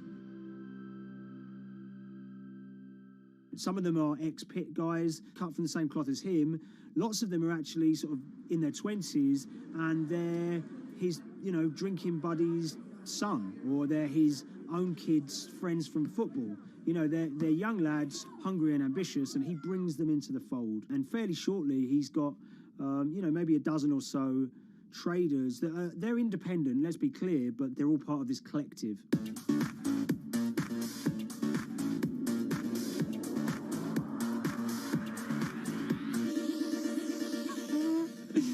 Yeah, I'll let Liam deal with Essex. I am from Essex, so I feel like I'm free to, to get into this. Sweet, as they say. If you were to ask someone in Britain how they would imagine a kind of Essex person, they would see someone who's maybe slightly flamboyant, with a sort of Cockney accent, a sort of Guy Ritchie-style accent. Not afraid to splash the cash, but it's probably pretty bright and has done well for themselves. Don't even make sense, does it? But, these guys, they drove around very nice Rolls Royces and Bentleys. They went to places like Marbella on holiday. Thaden-Boyce is a very wealthy place. You have to have considerable income to be able to afford to live in that village. It's a really nice place to live, and it's 20 minutes tube ride away from the city. Earlier in the summer, we have this lead, which is that there's this tiny firm called Vega Capital London, and they were the biggest winners from the biggest oil crash in history. Anyone that covers markets is going to be surprised about that. You're thinking your BPs of the world or your Glencores, but it's this tiny firm. And one of the big challenges that we had was actually finding out who worked with Vega Capital. It wasn't immediately obvious, and at first we had absolutely no idea. If you go to the Vega Capital website, it says it's under construction. If you do basic online searching, it's very difficult to find anyone who's publicly connected to the company. So inevitably, we're incredibly curious at this point. Like, who the hell are these people? The more reporting we did, the more it became clear that this group were connected socially as well as professionally. They went to weddings together, they played golf together, they would go on holiday together. We found out that a number of them were members of the West Ham Supporters Club in London. A few of them started companies together, so you could see all the connections between them and start to see a distinct group emerging. And it really just was this kind of shock that, this wasn't just like a hedge fund or a firm you'd never heard of. This was actually a group of buddies who all had the same experience on this day and had all made a huge amount of money. So if you're an oil trader, there's a number of different ways you can trade, and probably the most popular is WTI futures contracts. And it's basically a contract that says, I'm going to buy 1,000 barrels of oil from you at this point in the future, or I'm going to sell 1,000 barrels of oil to you at this point in the future. It's actually just a financial contract to gamble on to predict whether oil is going to go up or down. On the 20th of April in Essex, there had been signals for a while that this was going to be an exceptional day in oil markets. And we know that some of them arose early and started their trading in the early hours of the morning while it was still dark outside. Essentially what they were doing is buying contracts that gave them an obligation to buy oil at whatever the price ended up at 2:30 p.m. So they're basically placing a bet that oil was going to fall throughout the day. But they're simultaneously selling lots of oil as well. And that whether they make a profit and how much profit they make is the difference between what they buy the oil for and what they sell the oil for. Now, of course, we now know throughout April 20th, the price dropped and dropped. So this is going very well for them. They are committed to selling oil at these prices, and the prices are continuing to fall, which means they're going to be able to offset it and buy oil at cheaper at the end of the day. Now, once it gets to kind of 1:30, 2 p.m., that's when things start to get really interesting. Suddenly there's a kind of influx of buyers and sellers, as desperation increases in the market and trading volumes go up. Now at 2:08 p.m. exactly, something bizarre and unprecedented happened, which is that oil passes into negative territory. And it fell to a record level of minus $38. We've never seen anything like it, period, in terms of the contraction of the global economy. That huge gulf between what they were buying the oil for and what they were selling it for enabled them to make more money than they ever thought possible. So their profit was the difference between minus 37 and all of these positive numbers on every contract they sold. The price of crude briefly hit minus $37 a barrel. For one group of traders operating from a small office, it was a very, very profitable day. It's important to remember this had never happened before in the history of oil trading. No one could have predicted it. I can't think of another example of where you enter a trade and you get paid on both sides. You get paid both to sell and to buy. It's unthinkable. One thing we know about the Cuddles Trading Arcade is that they were very comfortable taking large risks. And, you have to be clear, this was a large risk. Yeah, we spoke to oil traders, both people that know these guys and people that don't, and they all say that this is, incredibly risky. And that's actually what stops a lot of oil traders doing trading like this. They simply aren't willing to stomach the risk. But Cuddles and his friends were. So when the kind of final calculations came down, the group of the 9 most profitable traders made $660 million or thereabouts between them. I mean, if you can imagine, I think 3 or 4 of them made in excess of 100 million each. One of the astonishing things about this trade is that 2 of the individuals who made more than $100 million in a single day were in their 20s. One of them was 22 years old. Only a few years earlier, he'd been posting on his social media about doing teenage stuff with his mates in town and going to see girls and rap music. And here he is a few years later making $100 million in a single day's trading. When me and Liam discovered that, we couldn't believe it. We couldn't believe what we were seeing.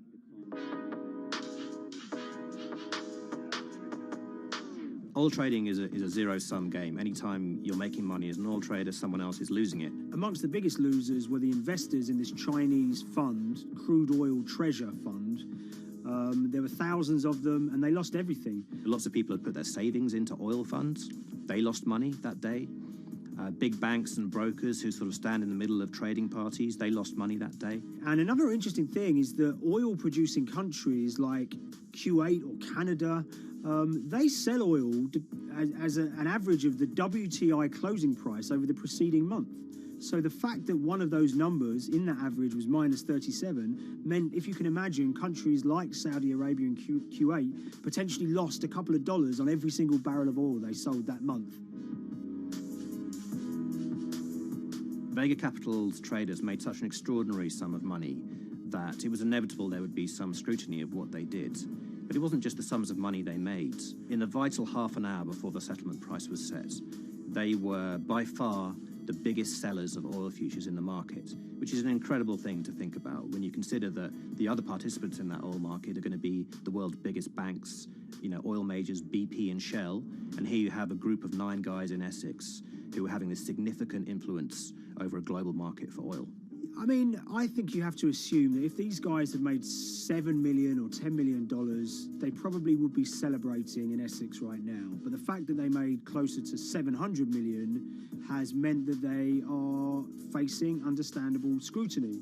We wrote individually to all the Vega traders who did exceptionally well that day, and we got a letter in response from a law firm representing the group. And the law firm was at pains to point out, number one, that they haven't been accused of any wrongdoing, that they all traded independently and separately, and they'd basically all made up their own minds that this was what was going to happen in oil markets based on publicly available knowledge, and decided to execute this trade. What I love about these stories is there's a real variance of opinion, and some people will look at what happened and think that must be dodgy. They all traded at the end of the day. They all made a huge amount of money while all these people lost. That's shocking.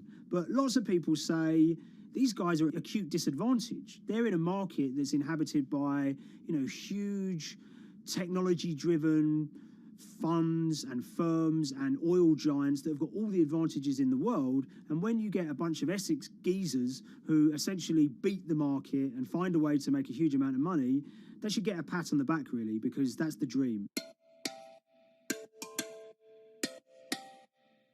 Since this happened, a lot of the guys have stopped trading the monthly settlements that they'd done so well at in the past. Several of them have set up new companies. They've essentially gone very quiet. Any kind of social media presence they had has kind of closed down. By all accounts, they're, waiting this out. It's certainly too early to try and predict how the regulatory investigations are going to pan out. We just don't know. There's a number of potential outcomes for these guys. Potential punishments if there are any findings of manipulation against Vega or anyone affiliated with it might be you could be fined, you could be banned from trading, and in the most extreme cases there have even been criminal prosecutions in the past of people who have been found to have been manipulating the settlement and misconduct related to trade at settlement. There are other outcomes too. One obvious one is going to be they're able to walk away from this life-changing trade with all the money that they made and celebrated as heroes in the trading community. That they'll go down as legends.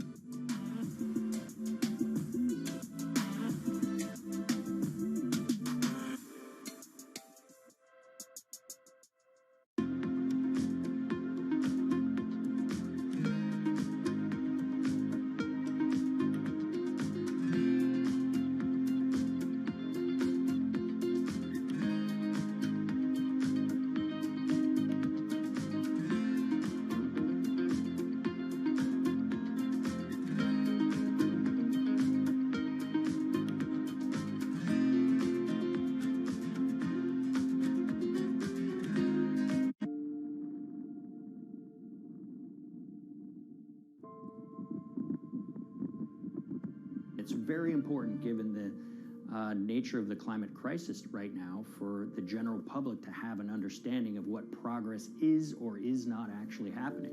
And I think many readers right now, they'll see these hundreds and hundreds of companies making these big, bold climate claims.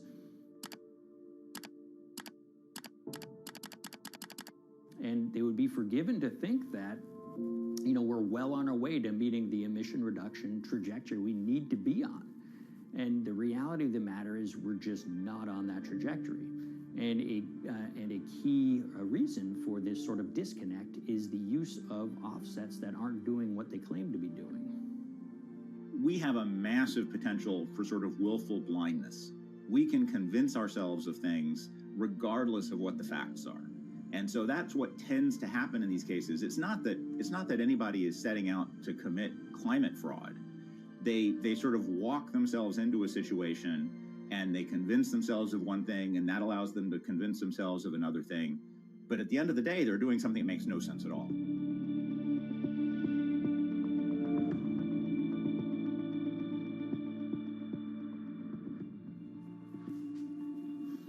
My name is Ben Elgin. I wrote the story about how the billion-dollar market for carbon offsets is setting back the fight against climate change. So one of the challenges in reporting on carbon offsets and trying to figure out what's going on is really finding good experts who have been steeped in this marketplace and are willing to candidly talk about it. One of the best people for this is a fellow named Mark Trexler, and I've been talking to him for more than a decade. My name is Mark Trexler. I've worked in climate change for the last 30 years. I was actually hired by the World Resources Institute in Washington to work on the first carbon offset project in 1988. In terms of defining a carbon offset, one of the beauties, so to speak, of greenhouse gases, sort of the silver lining of greenhouse gases, when you put up a molecule of CO2 into the atmosphere, it can be anywhere in the planet in 7 days. And therefore, if there's an option to reduce emissions on the other side of the planet, and you can do that very cheaply as compared to doing it in your factory, for example, then why not pay that person, that factory on the other side of the planet to reduce their emissions? Then you are, in a sense, offsetting your emissions, and the atmosphere doesn't really see your emissions anymore.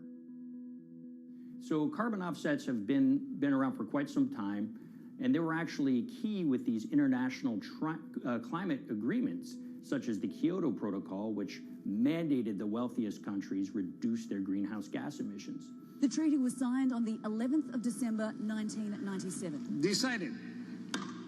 The business community in general saw carbon offsets as a huge opportunity to comply with whatever policies and measures might be coming down the pike on climate change much more cost effectively. We've seen a huge surge in companies making big proclamations about how they're going carbon neutral or zeroing out all of their carbon emissions. We're going to reduce our carbon footprint to net zero.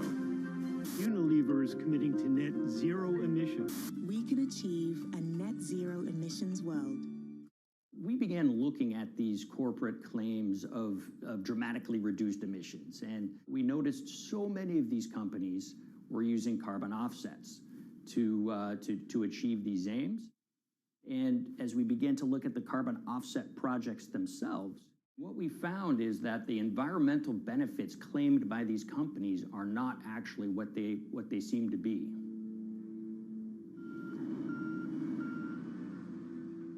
And as we sort of saw and spotted a number of these very aggressive carbon offset projects, which appeared to be generating inflated credits or bogus credits, we saw a number of them were associated with the Nature Conservancy. This surprised us. The Nature Conservancy is the world's biggest environmental group. They have about $1 billion a year in revenues, and they've been around for 7 decades. They've preserved about 125 million acres of land, and they've done so many good works over the years, and they've been very strong in terms of working with corporate partners. The Nature Conservancy has taken a different approach, a very pragmatic and pro-business approach. They will not go out and criticize a big polluter, but they're very happy to work with them. Some might say that, well, that's selling out, but others would say, and those at the Nature Conservancy would say, these companies have deep pockets. They can help fund important preservation work, and we have absolutely no problem working with them on this stuff. So companies are very warm, and they've partnered with the Nature Conservancy for many years. And yeah, it definitely lends a sheen of credibility to these projects. Here's 20 new reasons to visit Disney World this year. 1, 2, 3. If you look at, for instance, Disney, that's a sprawling company with theme parks and cruise lines that burn up diesel fuel. They have office buildings and television studios that consume electricity. So these companies are trying to make major reductions in their carbon footprints, but it's very difficult to change these fundamental ways their businesses operate. So Disney has been a big buyer of carbon offsets that are orchestrated by the Nature Conservancy. One of the projects that they buy from is called Pennsylvania Ridges. And that's a plot of land. Most of the land is actually about a 3-hour drive outside of Philadelphia. Interestingly, this land, 3,000 of these acres, was actually acquired by the Nature Conservancy in the late 1990s. This land was imminently threatened. There was a pending logging contract on this land. So they do what they've done so well for all of these years, which is they go out, they raise money from local philanthropists, and they go buy this land to protect it from developers and loggers. And at the time, according to an archived version of the Nature Conservancy's website, when they were proudly announcing this deal, they said, these threats have been abated because of this acquisition by the Nature Conservancy. So it's really interesting now, fast forward 2 decades to earlier this year when they put forward this carbon project. And if you look through it, this land is a key part of that carbon project. And what they're now saying is this land is now, once again, imminently threatened. 72% of the trees are going to be cut within 5 years. Now, this is just astounding because this land is owned by the Nature Conservancy. They do not clear-cut land that they've bought through philanthropic donations. So this scenario that they've put forward to get carbon revenues is not really plausible. And what that means is when you have Disney coming in and buying these credits, when it eventually lowers its carbon footprint because of these credits, well, that won't be a credible or truthful claim by Disney.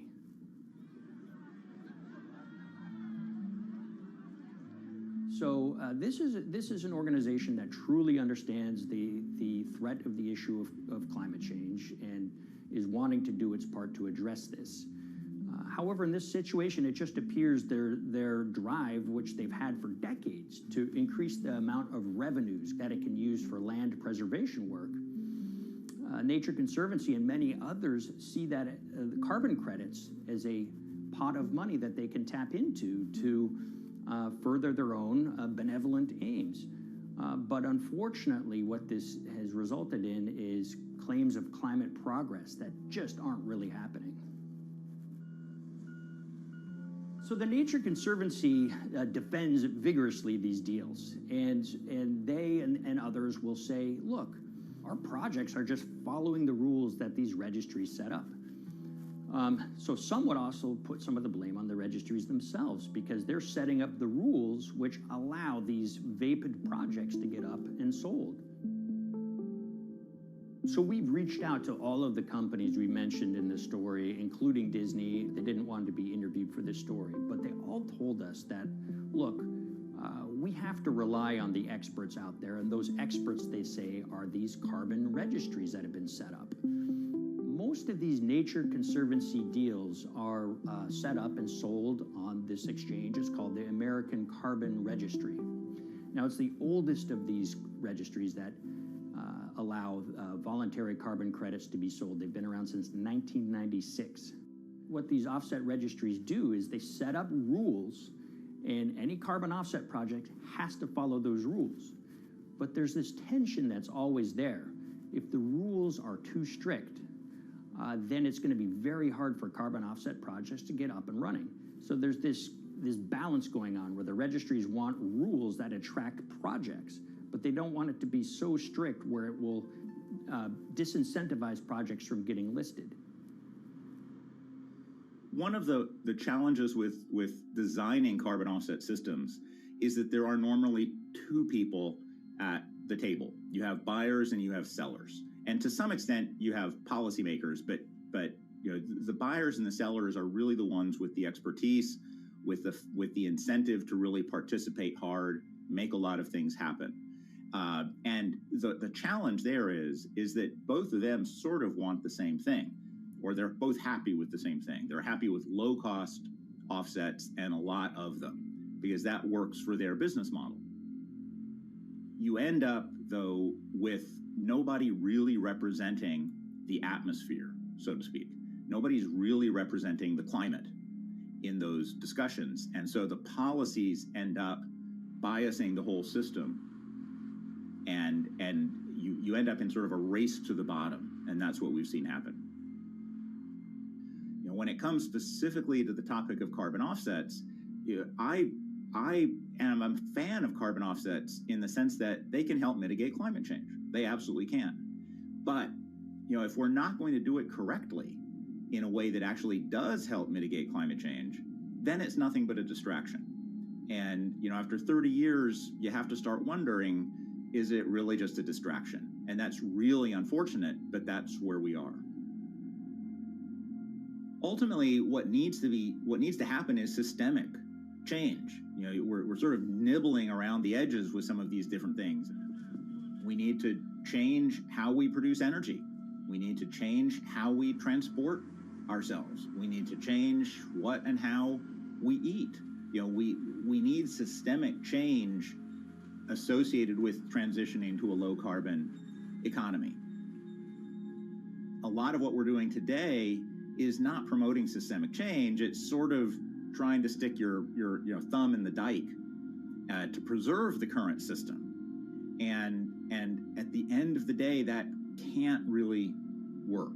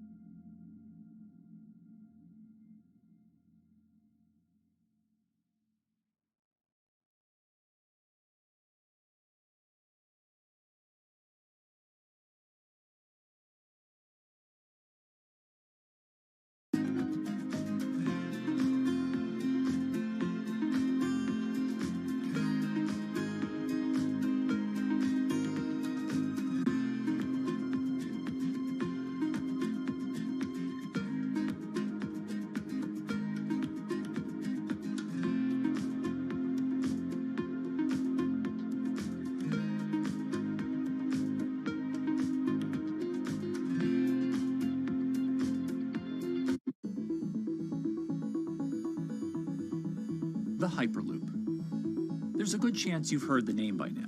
This is the Hyperloop system. It can take people hundreds of miles in minutes.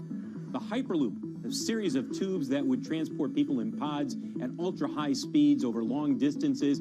It's a remarkable new form of transportation that can whisk people from city to city in a flash. 29 minutes from New York to D.C., 30 minutes from L.A. to San Francisco.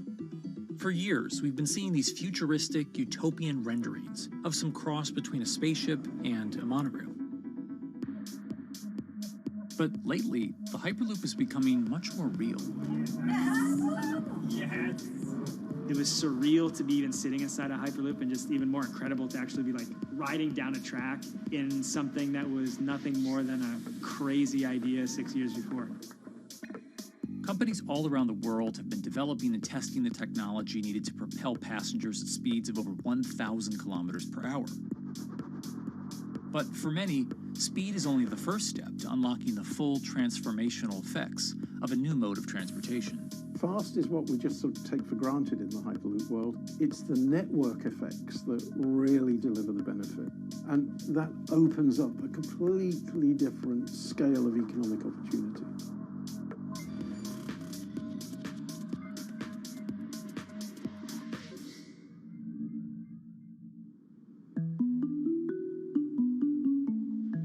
We've got planes, trains, automobiles, and boats for getting around Earth. But what if there was a fifth mode? And I have a name for it, which is called the Hyperloop. The Hyperloop? Hyperloop, yeah. In 2013, while riding high on the growing success of Tesla and SpaceX, entrepreneur Elon Musk released a white paper outlining the basic framework of the technology he called Hyperloop. The basic idea goes a little something like this. A tube reduces the air pressure to a near vacuum-like environment. A Hyperloop pod is then suspended in the tube, usually by magnetic levitation. The whole pod can then be propelled forward. Because there's no traditional friction sources like air resistance or rolling friction that would push back against the pod, the Hyperloop is able to move at incredibly high speeds and do so fairly efficiently. Despite its futuristic name, however, the general concept behind Hyperloop is actually pretty old. In fact, New York City's first attempt at an underground public transit system in the 1870s was based on a similar principle. The pneumatic transit system was short-lived, however, only stretching one block and topping out at a rather leisurely 10 miles per hour. While Elon would make some 21st century improvements to this concept and bestow a very 21st century name, he wouldn't end up pursuing the technology itself, instead electing to focus his efforts on something a little bit deeper, literally digging the requisite tunnels via his boring company. It would take another billionaire industrialist who dabbles in spaceflight. No, wait, not that one. Yeah, that's the one. After Richard Branson would make a large investment in the company Hyperloop One, it would be renamed to Virgin Hyperloop. What we've always been trying to do as a company is show that this technology could work, that it could be made safe, and that ultimately it's something that's happening in the next couple of years, not the next 20 years. Josh Geigel is the co-founder and CEO of Virgin Hyperloop. In a familiar tech startup story, he's seen the project go from a garage to a large-scale testing facility outside of Las Vegas. So we started building the first kind of Hyperloop system in 2016. We've done a lot of work, about 500 tests that we've done on that over the last 5 years. And what we realized that we need to do is take that technology, show that it can be commercial, so drive the cost down, improve the efficiency, improve the performance. But the key thing is actually making it approachable and safe for individuals. In order to do that, Josh, along with Virgin's head of passenger experience, Sarah Lucian, bravely volunteered to take the inaugural ride. What her and I were realizing is we're the first two people sitting in a Hyperloop. The only type of people that have gone through this environment are in spacesuits, and there we are in just normal clothes because of the system, the safety of what we've designed. 3, 2, 1, launch. And then once we started going, you felt a bit of acceleration. We accelerated a little bit harder than we would in commercial. It'd be like a sports car. Yes. We got to about 108 miles an hour on that test. And it's a short run. It's about 500 yards or so. And came to a stop. The test, lasting only about 20 seconds and covering only a quarter of a mile at just over 100 miles per hour, is a long way away from a true functioning Hyperloop. But as for optics, it's a crucial step for the future of funding. The number one question we got from investors or from project proponents or just people in general was like, is a Hyperloop safe?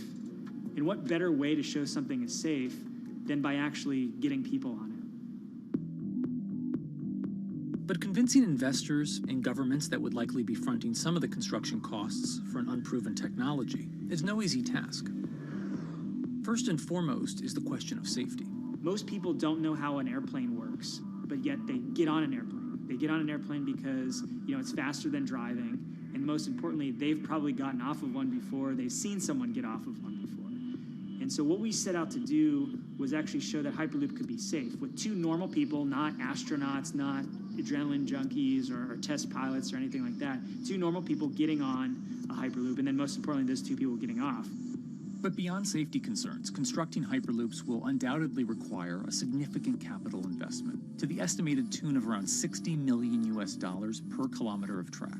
So a track from San Francisco to Los Angeles, for example, is likely to come with a price tag over $10 billion. And before large governments are willing to come in and front those costs, investors who are funding Hyperloop development must accept it as a long-term mixture of technology and infrastructure investing.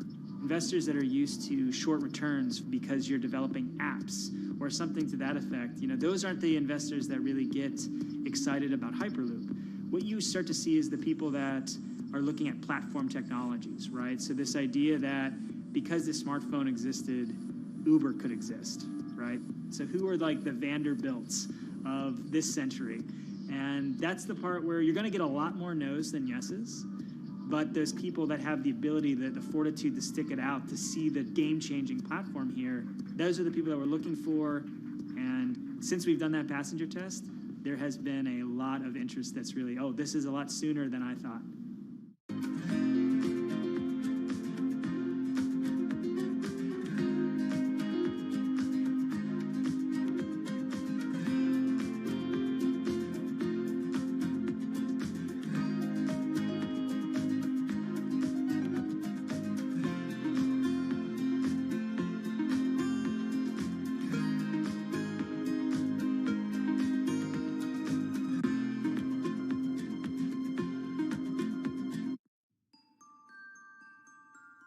Envisioning the ripple effects of what Hyperloop could achieve, though, is fairly challenging at this stage of development. It's fast, yes, but for point-to-point travel, traditional maglev trains can move pretty fast as well.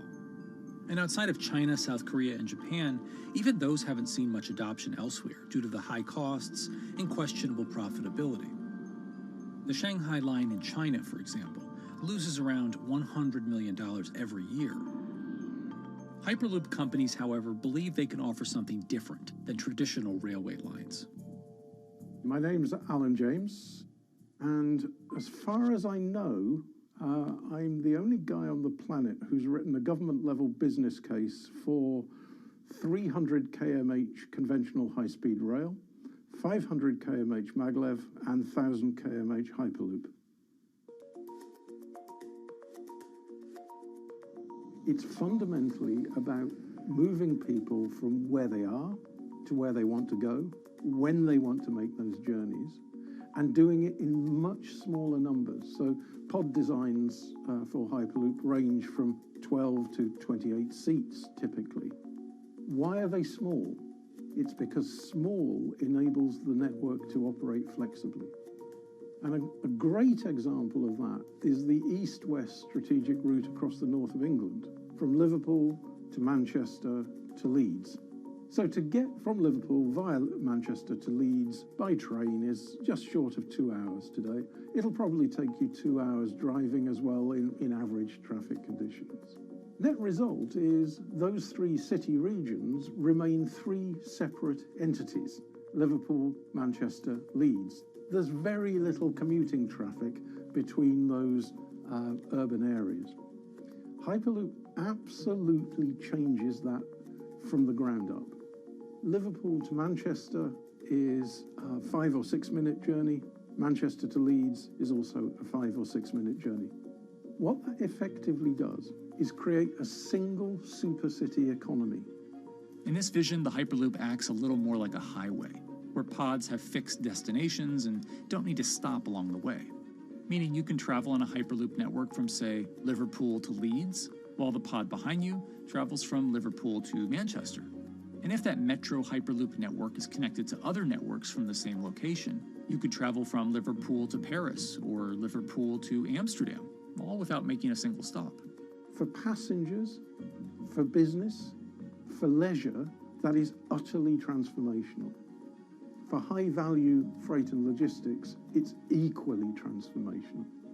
But critically, if you do a Hyperloop network at scale, you begin to deliver massively significant carbon savings too. A multi-regional Hyperloop network could become a replacement for both short-haul passenger and cargo flights and traditional ground transportation, both of which are significant carbon producers. One Hyperloop-connected distribution hub, perhaps at an airport that is predominantly used for international air freight, replacing maybe 10, 12, 15 distributed road hubs. It takes a lot of polluting and inefficient truck haulage off the roads. That itself means roads gain extra capacity. Hyperloops will still need to use electricity to both move pods and maintain the near-vacuum environment in the tube. Proponents of the technology believe that this can be done by using renewable sources, including a combination of solar panels and battery technology that could be used along the Hyperloop itself.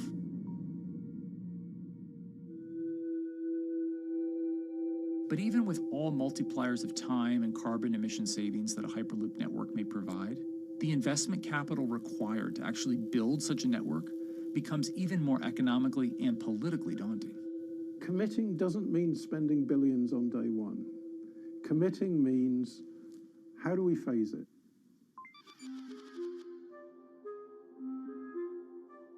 One company in the Netherlands is working to develop that technology, and perhaps more importantly, the international coalition needed to make the Hyperloop network a reality. So we are here in Europe's first full-scale Hyperloop test facility, where we can already prove every conceptual technology of the Hyperloop. This is Tim Houter, a co-founder and CEO of Hart Hyperloop, headquartered in the city of Delft.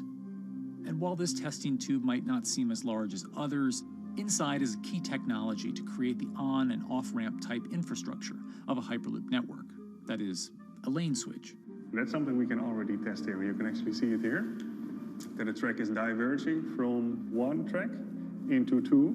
That makes it possible to eventually split up the Hyperloop track in two sections. And in that sense, you can create a complete Hyperloop network that in the end will make it possible to travel, for example, over a whole continent. And take Europe, for example, with the same ease as you can now travel with a metro in a city. The nice thing about this magnetic levitation system that we've developed is that there's absolutely zero moving components in the track. So for example, if you have to do a lane switch, all you do is that the tube basically splits up, and statically the tracks also split up. And whenever the vehicle enters a switch, it either pulls itself to the right with its magnets, or it pulls itself to the left with its magnets.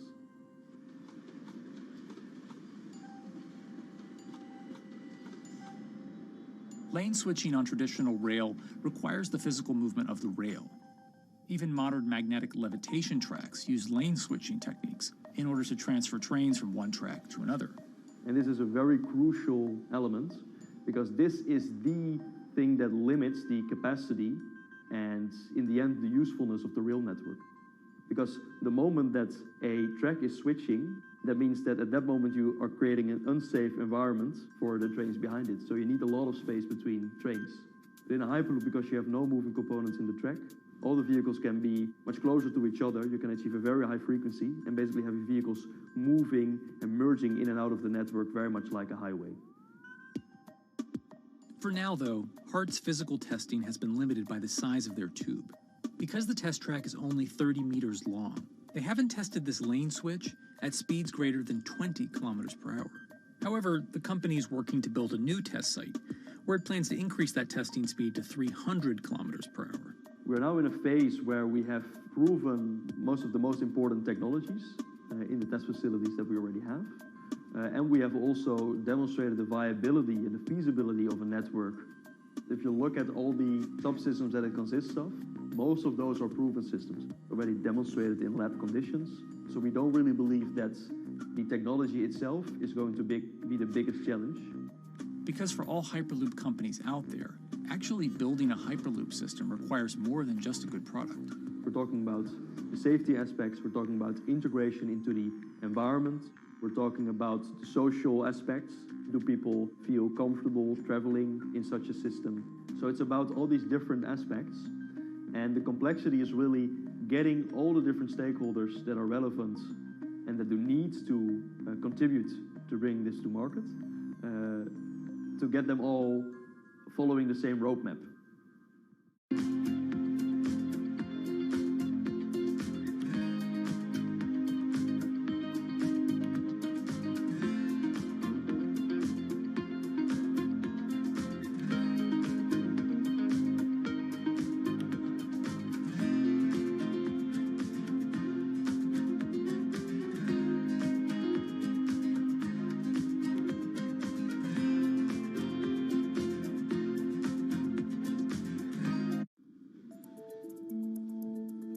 In order to help build this coalition of private and public interest in Hyperloop development, HART in 2018 partnered with other Hyperloop companies from Europe and Canada. The goal was to define, establish, and standardize the framework to regulate Hyperloop systems. Right now we are working with all the Hyperloop developers together in setting up the first, let's say, structure for starting the standards drafting. One of the most important goals for HART is interoperability, which is essentially making sure the different systems can communicate with each other. Interoperability is so important because what we want to achieve is actually have this seamless travel experience. So you don't want to end up, for example, going from Madrid to Paris and then switching because you need to use a different technology to get, for example, to Amsterdam. The idea being that as companies around Europe create the first commercial Hyperloop tracks between individual cities, one day those can all be connected to a larger network. Everyone that believes that Hyperloop is a future transport system also realizes that there is a need to have this network because that's where Hyperloop thrives. Hyperloop is such a huge project. It's definitely not something that you can do on your own or as a single company. So you need to do it with a lot of other companies. You need to have the governments. And I think in that sense, the biggest challenge that we've encountered is to really get all the required parties together to take the steps in development and in commercial implementation.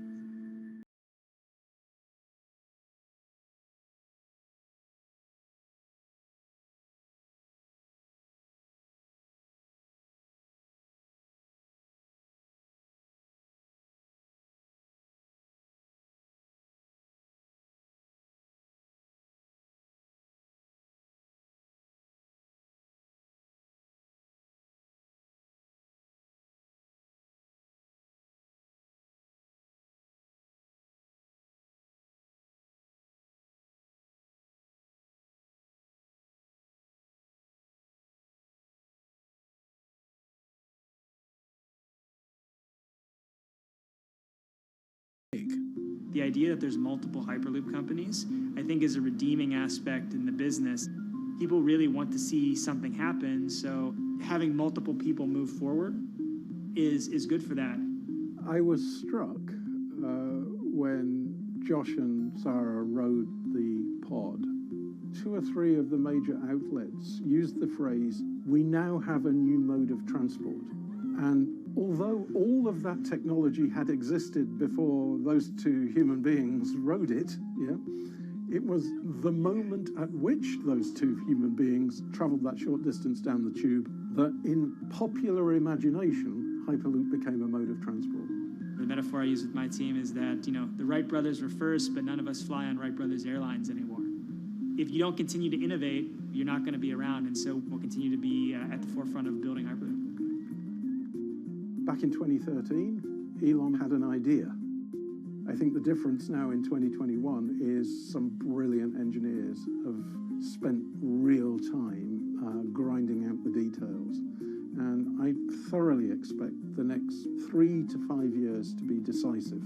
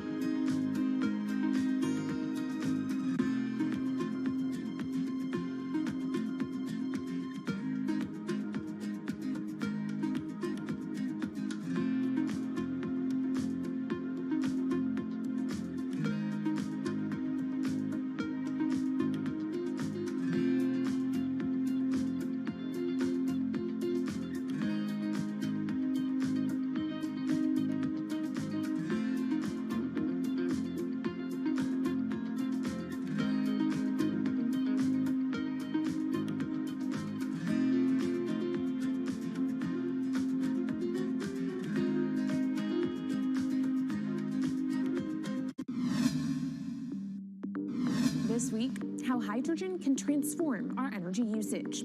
We'll look at why the universe's most abundant element could be a game changer in the climate revolution. Hydrogen technologies are not new. They are used in other sectors. We use them in space, on our rockets, and we don't need the laws of physics to change to be able to use hydrogen on our planes.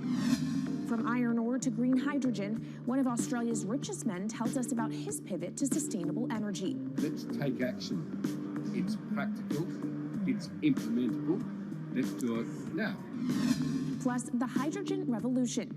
We'll speak with the CEO of Italian utilities firm Snam about his new book and how green hydrogen could be competitive within 5 years. Costs are coming down and people are waking up to the fact that it's the only way to decarbonize certain sectors. From Bloomberg's global headquarters in New York, I'm Kaylee Lyons, and this is Bloomberg Green.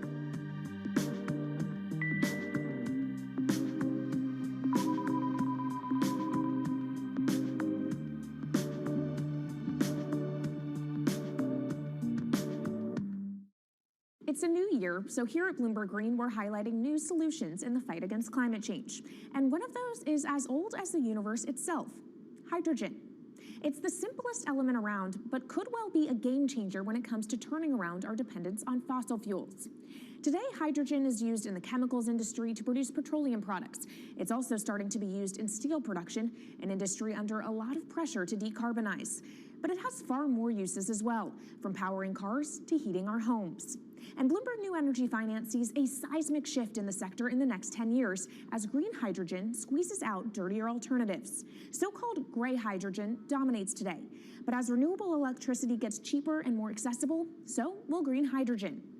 In this week's edition of Bloomberg Green, we'll explore what this push into hydrogen means for tackling climate change. We'll hear from Australian billionaire Twiggy Forrest about his pivot from iron ore to hydrogen, and we'll also speak with the CEO of Italian utility company Snam about his book, The Hydrogen Revolution. But first, what are we using hydrogen for? And why does it actually matter? Christine Lee Edwards explains. Hydrogen, the most plentiful element in the universe.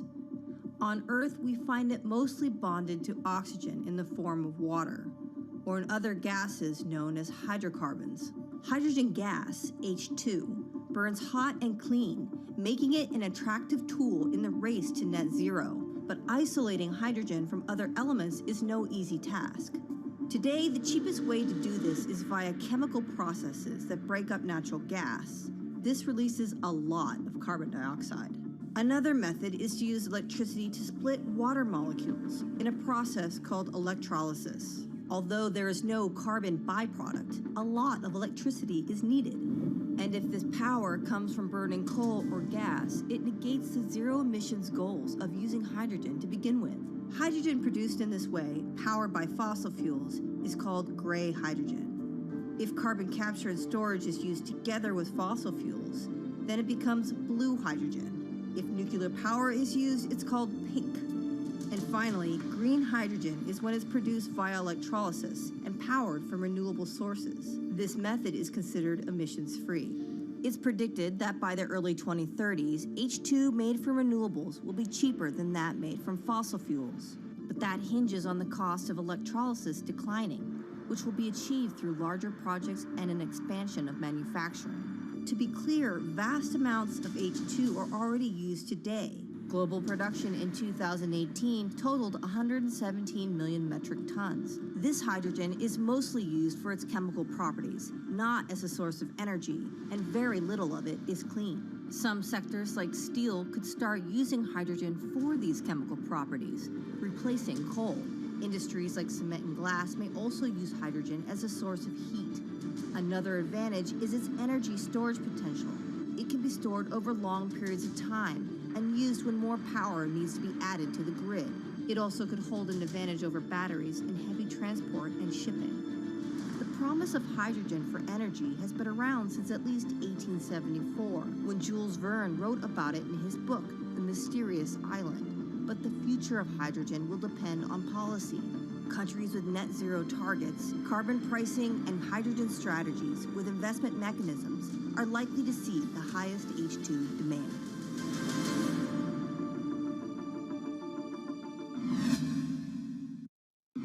That was Bloomberg's Christine Lee Edwards explaining what hydrogen means for the energy transition.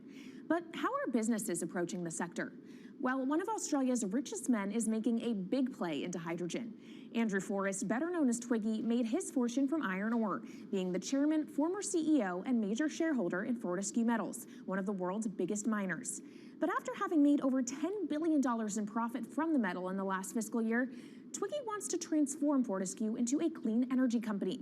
He's been scouring the planet in search of investment opportunities in hydrogen and renewables. The firm plans to allocate up to 10% of its annual profits for green energy investments and is exploring projects across the globe, from Indonesia to Argentina. Francine Lacqua caught up with Twiggy Forrest. There's only one type of clean hydrogen, all the rest is dirty. Yeah. That is green. If you just say green hydrogen is clean, the rest is dirty, then you've actually nailed it. And, you know, anyone else who produces any other rubbish, any other argument, just look them there and say, why is global warming accelerating if anything you're saying is true? And then you'll know, actually, it's greenwashing.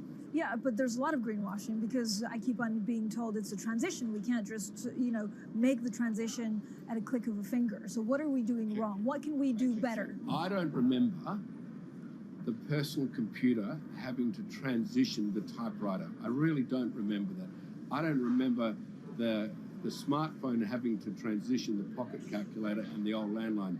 You know, its transition line is complete rubbish. The lie got put to it 2 days ago when JCB, a really loved British company, every right for the country to be proud of JCB, and Fortescue, holding a bit of a similar reputation, fantastic track record, everyone's been super well from Fortescue, huge balance sheet, super strong. When those two companies got together and agreed a $79 billion US agreement per annum, right, then that's a real wake-up call to say, hang on, green hydrogen is obviously commercial now. You know, every other form of fossil fuel hydrogen, you know, it can compete with it on price, it can probably lose on price, but what we know, it is cooking the planet. And only green hydrogen zero methane, zero carbon in the supply chain. Don't worry about the molecules in the supply chain. But at the moment, we're not even phasing out coal, if you look at the G20 communique. So we have a long way to go to talk about only using green hydrogen. Yeah, so look, I have a call, which I'd like to make now, that the world should not fund any more coal-fired power stations, coal mining projects, ever. We should wind them down as quickly as possible because they are cooking the planet just like grey and blue hydrogen is cooking the planet. Yeah. You know, hydrogen, which is not made from renewable electricity, is releasing 10 to 16 times more carbon, let alone the methane, which is worse, than it is hydrogen. So we've just got to stop doing things which are self-harming under the guise of greenwashing. So why are leaders so slow? Even if you look at the appetite for ESG investments, they're growing exponentially, so are emissions. So where are we allocating capital? Okay, so take the recent G20. There's probably a reason why there wasn't strong action coming out of the G20 because people were not aware that major transactions between large companies were taking place now on green hydrogen, that actually this pollution-free all the way to the supply chain fuel is now being transacted at multi-billion-dollar scale. If they'd known that, I don't believe any sovereign leader or any energy minister or climate change minister could not take ultra seriously that green hydrogen is now here to stay. It's broken through. History has been made. It will never go back. Okay, what is the one thing that you would tell leaders today and business leaders? How do we transition faster than what we are now because we're at real risk of missing our targets? Oh, so that's really simple. You stop funding, you stop subsidizing, you stop using money into fossil fuels. It could be carbon sequestration, it could be fuel rebates, it could be anything. Hundreds of billions of dollars getting ashed while we ash the planet on fossil fuel subsidies.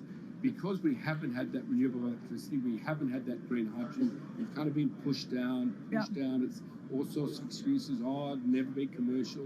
It'll never be supplied in the quantities we need it. You know, blah, blah, blah. Now we know, let's take action. It's practical. It's implementable. Let's do it now. Okay, if we do it now, is there going to be a shock to the energy system? Is there going to be a shock actually to economically? And is it worth, not talking about transition, just going from A to B?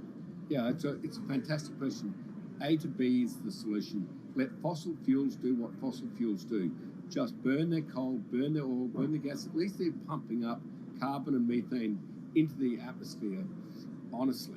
Well, not that honest because they don't measure methane, which is 90 times worse than carbon. But at least the carbon is being done honestly. Encourage the green hydrogen sector to come in really fast. Okay, it's there. There's renewable power all over the world. We now know how to make electrolyzers much cheaper, like 25% of the original cost. We know how to do that now. We don't have an excuse to get into it. Does it need to be cheaper than oil and fossil fuel for it to be viable worldwide? Well, right now it is. Okay, so let's just swallow that bit of financial data. Right now it is cheaper, and it's getting more cheap. It's the only fuel you know Mr. Force, which is declining in value. You don't have enough of it, right, to power the world. Yes, that's only because we haven't had policies to support it. If we had policies to support it 5-10 years ago, it would be everywhere. You'd see the global warming budget start to come down. Now, we've got 5 or 10 years to make a huge difference. I need policy leaders all over the world to appreciate now, okay, big business is transacting with green hydrogen in multi-billion-dollar agreements. We now know it's here and it's here to stay. Let's spread it everywhere. Coming up on the program, the hydrogen revolution. We'll speak with the CEO of Italian utility firm Snam about his new book and why he thinks green hydrogen will be competitive in just 5 years. Plus, how are airlines working to become more sustainable? We'll look at how Airbus plans to step up in the climate fight. This is Bloomberg Green.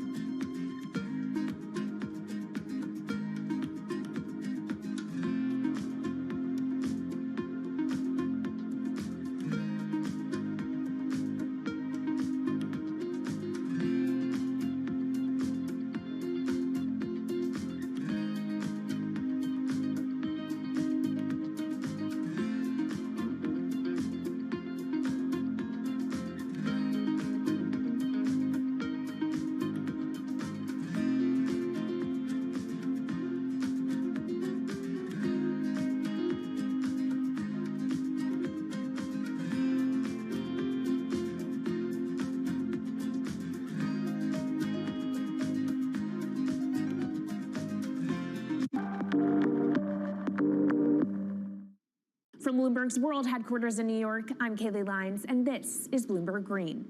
What will the world look like in 2050? Will global temperatures have stabilized, electric vehicles be abundant, and solar and wind power homes around the world? According to Marco Alvera, the CEO of Italian energy company Snam, that vision of the future could be a reality. And he says that hydrogen will pave its way. As he tells it in his new book, The Hydrogen Revolution, Alvera's moment of reckoning came in November 2018 when he tasked the Snam Scenarios team with studying how Europe could reduce its CO2 emissions to zero by 2050. Looking through the results of the study, Alvera said he was struck by how much hydrogen was in Europe's energy mix by that year. Beyond the abundance of hydrogen, the Snam model also predicted that it would be the cheapest form of decarbonized energy for many sectors, and that it could be cheaper than today's prices for oil, coal, and nuclear power. Our Maria Tadeo spoke with Alvera at COP26. It's happening all very fast. We see the cost of hydrogen coming down a lot. Hydrogen will play a big role in the energy mix. I don't know if it's going to be 15 or 25% of a fully decarbonized energy system, but it's going to be big. Costs are coming down, and people are waking up to the fact that it's the only way to decarbonize certain sectors, the so-called hard-to-abate sectors. And you say it's the only way and the costs are coming down. Where do you see prices moving? Because a lot of the reticence at times has to do with the pricing, that some argue, well, it's still not the cheapest option on the market. So when I was first working in hydrogen in 2004, it was costing $1,000 per megawatt hour. 2010, $600. Today, $100, and we see it going down to $50 in 5 years' time, and to going down to $25 per megawatt hour in the next 10 years or so, which is a quarter of where it is today. That's really because renewable energy, and we're talking green hydrogen here, renewable energy costs are falling, but the cost of making the electrolyzer, which is the kit that you use to convert solar or wind energy and water into hydrogen, the cost of this kit is falling a lot because it doesn't really exist on an industrial scale. So as we build up capacity, we industrialize it, we standardize it, and we squeeze costs out. That's really the cost trajectory. And for that, of course, you need demand, however, for governments and also institutions to kind of buy into this idea that it is the future and we want to invest and create infrastructure. What are they telling you? When you speak to governments, when you speak to officials, are they keen on this? They're very keen. So the Department of Energy shares our view in the States of getting to below $1 a kilo, which is $25 a megawatt hour. The European Union has a hydrogen strategy, which is very clear, and several member states have the same. Chile wants to export a lot of hydrogen. China's big on hydrogen. Australia's very big on hydrogen. Japan is blending already hydrogen. So I would say the world is now really focused on this because it's the only way to store energy for a long period of time economically is to convert it into either a liquid or a gas. And of course, you talk about the price, but the other big component is the volume. You know, how big can you go? Where do you see that on a time scale? So wherever it's sunny or windy, you can produce very cheap hydrogen eventually. And so compared to oil and gas, which are concentrated in few parts of the world, it's going to be very democratic from that point of view. So every sunny place, every desert, every ocean wind can be turned into hydrogen that we can put on ships, in pipes, and really start trading it around the world. So it's going to happen a lot faster than a lot of people think. So, and when you say a lot faster, what is that in time? As I said, $50, which is essentially oil parity within 5 years. And then, depending on how quickly we ramp it up after that, we could get to $25, which is coal parity before the end of the decade. And in big scale. In big scale, because once you get to coal parity, that's the only way we're going to get China and India to stop burning new coal. We have businesses in China and in India, and I see a lot of hydrogen development, a lot of renewable development in both countries. The India announcement was incredibly strong on 2030. Some people were upset about the 2017 net zero deadline, but when it comes to 30, he announced a big commitment to get to 50% renewables. Were you surprised by it? I was surprised that they would make it so explicit, and even the net zero is a big thing for them. And so I think it will happen faster than 2070 because of the falling cost of renewable and hydrogen. India's burning 80 gigawatt of oil, of diesel, to keep the lights on. So there's an immediate opportunity there, and we're very interested in working in that country. And with regards to China, perhaps the fact that we haven't really seen them active, I guess the diplomats are working on this, but we haven't really seen the leadership. It's going to be technology, it's going to be industry. I think China has committed to a net zero, which is very important. At the G20, China was clearly behind the 1.5 degrees. So I think a lot has been achieved between the G20 and COP. And I think what's really important is to see in the coming years how quick it's in our hands to make part of this happen in 5 years, or it could otherwise happen in 15, 20 years. It's about building the project. The capital is there. We saw how many trillions of dollars are already committed. What's missing is really the projects, and that's where companies like us step in. Marco Alvera, CEO of SNAM there, speaking with our Maria Tadeo. Let's turn now to the aviation industry. It's a big contributor to global greenhouse gas emissions, and it's under pressure to change that. In October, the International Air Transport Association, a trade body representing airlines, approved a target of achieving net zero emissions by 2050. To achieve that, many airlines in the US and Europe are looking to buy sustainable aviation fuel made from renewable sources like used vegetable oil. Initiatives like these are pushing plane makers to come up with some radical new aircraft that will eventually cater to our growing appetite for travel without hurting the environment. We took a look at how Airbus, the world's #2 aircraft manufacturer, is stepping up to the challenge. How long until we can fly emission-free? Airbus says it's more confident by the day it can be done by its 2035 target. Airbus's CEO spoke about its ambitions for hydrogen-powered planes at the company's summit in France. The physics works.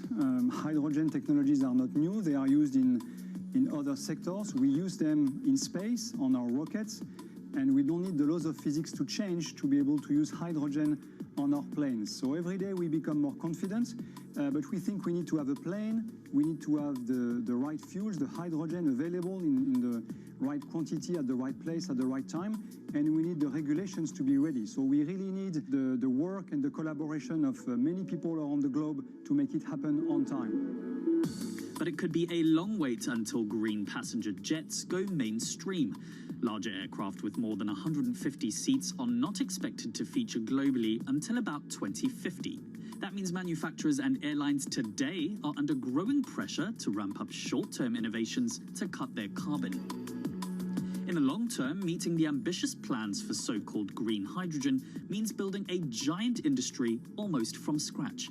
To make that happen, British airline EasyJet is among those saying governments need to get involved and fast. Aviation's emissions over the last 3 decades leading up to the pandemic grew by about 80% to over 1 gigaton, and that's projected to double by 2050. According to Bloomberg NEF, about half of the airlines with the largest global market share have set net zero targets by that same date, nearly 3 decades away. Coming up, from blue sky projects to the bottom line. We'll speak with our Bloomberg NEF expert Meredith Annex and dig into their models about how hydrogen fits into the future energy mix. This is Bloomberg Green.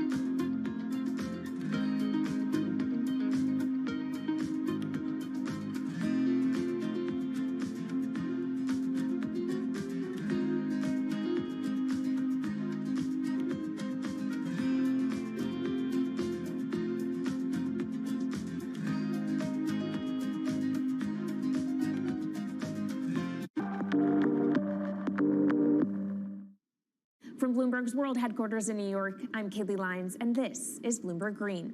Now let's bring in Meredith Annex, our Bloomberg NEF hydrogen specialist, to talk more about how hydrogen could change the energy landscape. So Meredith, what place do you think hydrogen is likely to have in the future energy mix globally? Hydrogen's this incredible solution for us as we look to decarbonize because it's a perfect solution in areas that are hard to electrify. So where we like to think about hydrogen playing a role, it's in things like heavy industry, especially where you need a feedstock as well as energy source, and in things like dispatchable power, long-haul transport, maybe even shipping and aviation. That sounds great that it can be used for such diverse industries. At the end of the day, though, how much is this going to cost? Well, that's the amazing thing about hydrogen, because depending on how you make it, it can actually see significant cost declines in the future. So when we're talking about clean hydrogen, we usually mean green hydrogen produced from renewable electricity. And in that case, your hydrogen is almost as cheap as the renewables that are used to make it. So if you're in a place with really good renewable resources, you'll be able to have cheaper hydrogen. But even in places with less good resources, we think that hydrogen can be cheaper than $1 per kilogram, which is the price of unabated hydrogen today, and around $8 per million BTUs for those who prefer to think in energy units. And that can be achieved anywhere in the world by 2050, we believe. All right, so let's talk about kind of the pros and cons list. I don't know where cost fits into that, but what are the advantages to hydrogen over other renewables, and then what are the drawbacks? Yeah, main advantage is the fact that hydrogen can serve roles that electrons struggle with. And that's things like seasonal storage, for instance, or just anything where you need storability, where electrons are harder to store, hydrogen is going to be easier. That also leads to a downside, though, because hydrogen is less energy dense than the usual things that we use for storable energy today, like coal or oil or natural gas. So you will need more volume of storage to handle the same amount of energy. Let's talk about the viability as well and how it may differ in different geographies. What is your view on that? Yeah, so for green hydrogen, again, from renewable electricity, really places with the best renewable resources, things like Latin America or the Middle East, even Southern Europe, have really, really good potential for producing hydrogen. And then when you're looking at blue hydrogen, which is produced from natural gas or coal with carbon capture and storage, we do see that becoming more expensive than green hydrogen in the future, especially as renewable electricity costs come down. But that can be a viable option in places like the US Gulf Coast or Russia, where you've got good geological storage for the carbon, as well as ample natural gas that's quite cheap. All right, great breakdown. Thank you so much to our Meredith Annex, our Bloomberg NEF hydrogen specialist. And of course, you can get more from the Bloomberg NEF team on the terminal and online. And they've recently done a podcast called Hydrogen 101 as part of its Switched On series. So from iron ore titans pivoting to cleaner energy to talk of a hydrogen revolution, that's it from this week's edition of Bloomberg Green. We'll be back next week with a deep dive into the state of electric vehicles. And you can keep the conversation going by following us on YouTube, Instagram, and Twitter @Climate. I'm Kaylee Lyons from Bloomberg's World Headquarters in New York, and this is Bloomberg Green.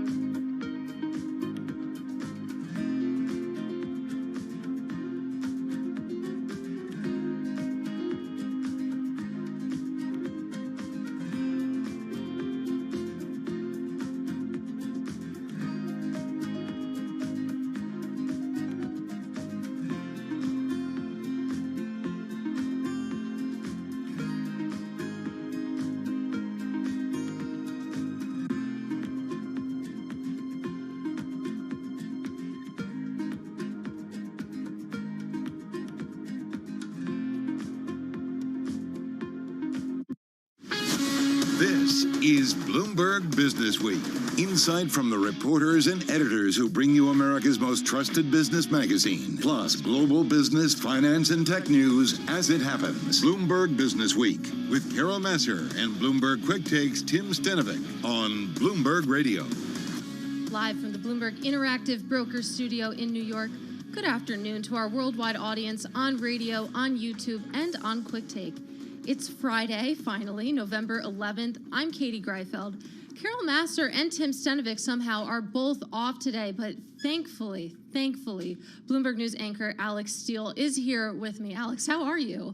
I'm good. I told Katie I'd sit here and I'd say words, and we're going to see what happens. That's all we need to do. Because this has been quite a week. I know, quite a week, quite a day even. Coming up on the show today, an existential moment in the crypto industry. We're, of course, talking about exchange FTX filing for Chapter 11 bankruptcy protection.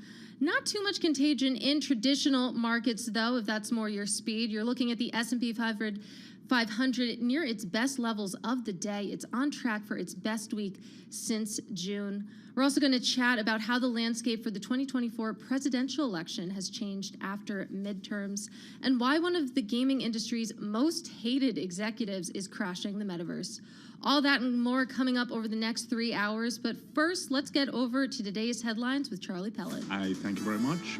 And here's what's going on. We are looking at a mixed market right now with the S&P holding very close to session highs, up 34 points right now, 39.91 on the S&P. What a week this has been. We will recap that throughout the program this afternoon. We've got the S&P up by 0.9%.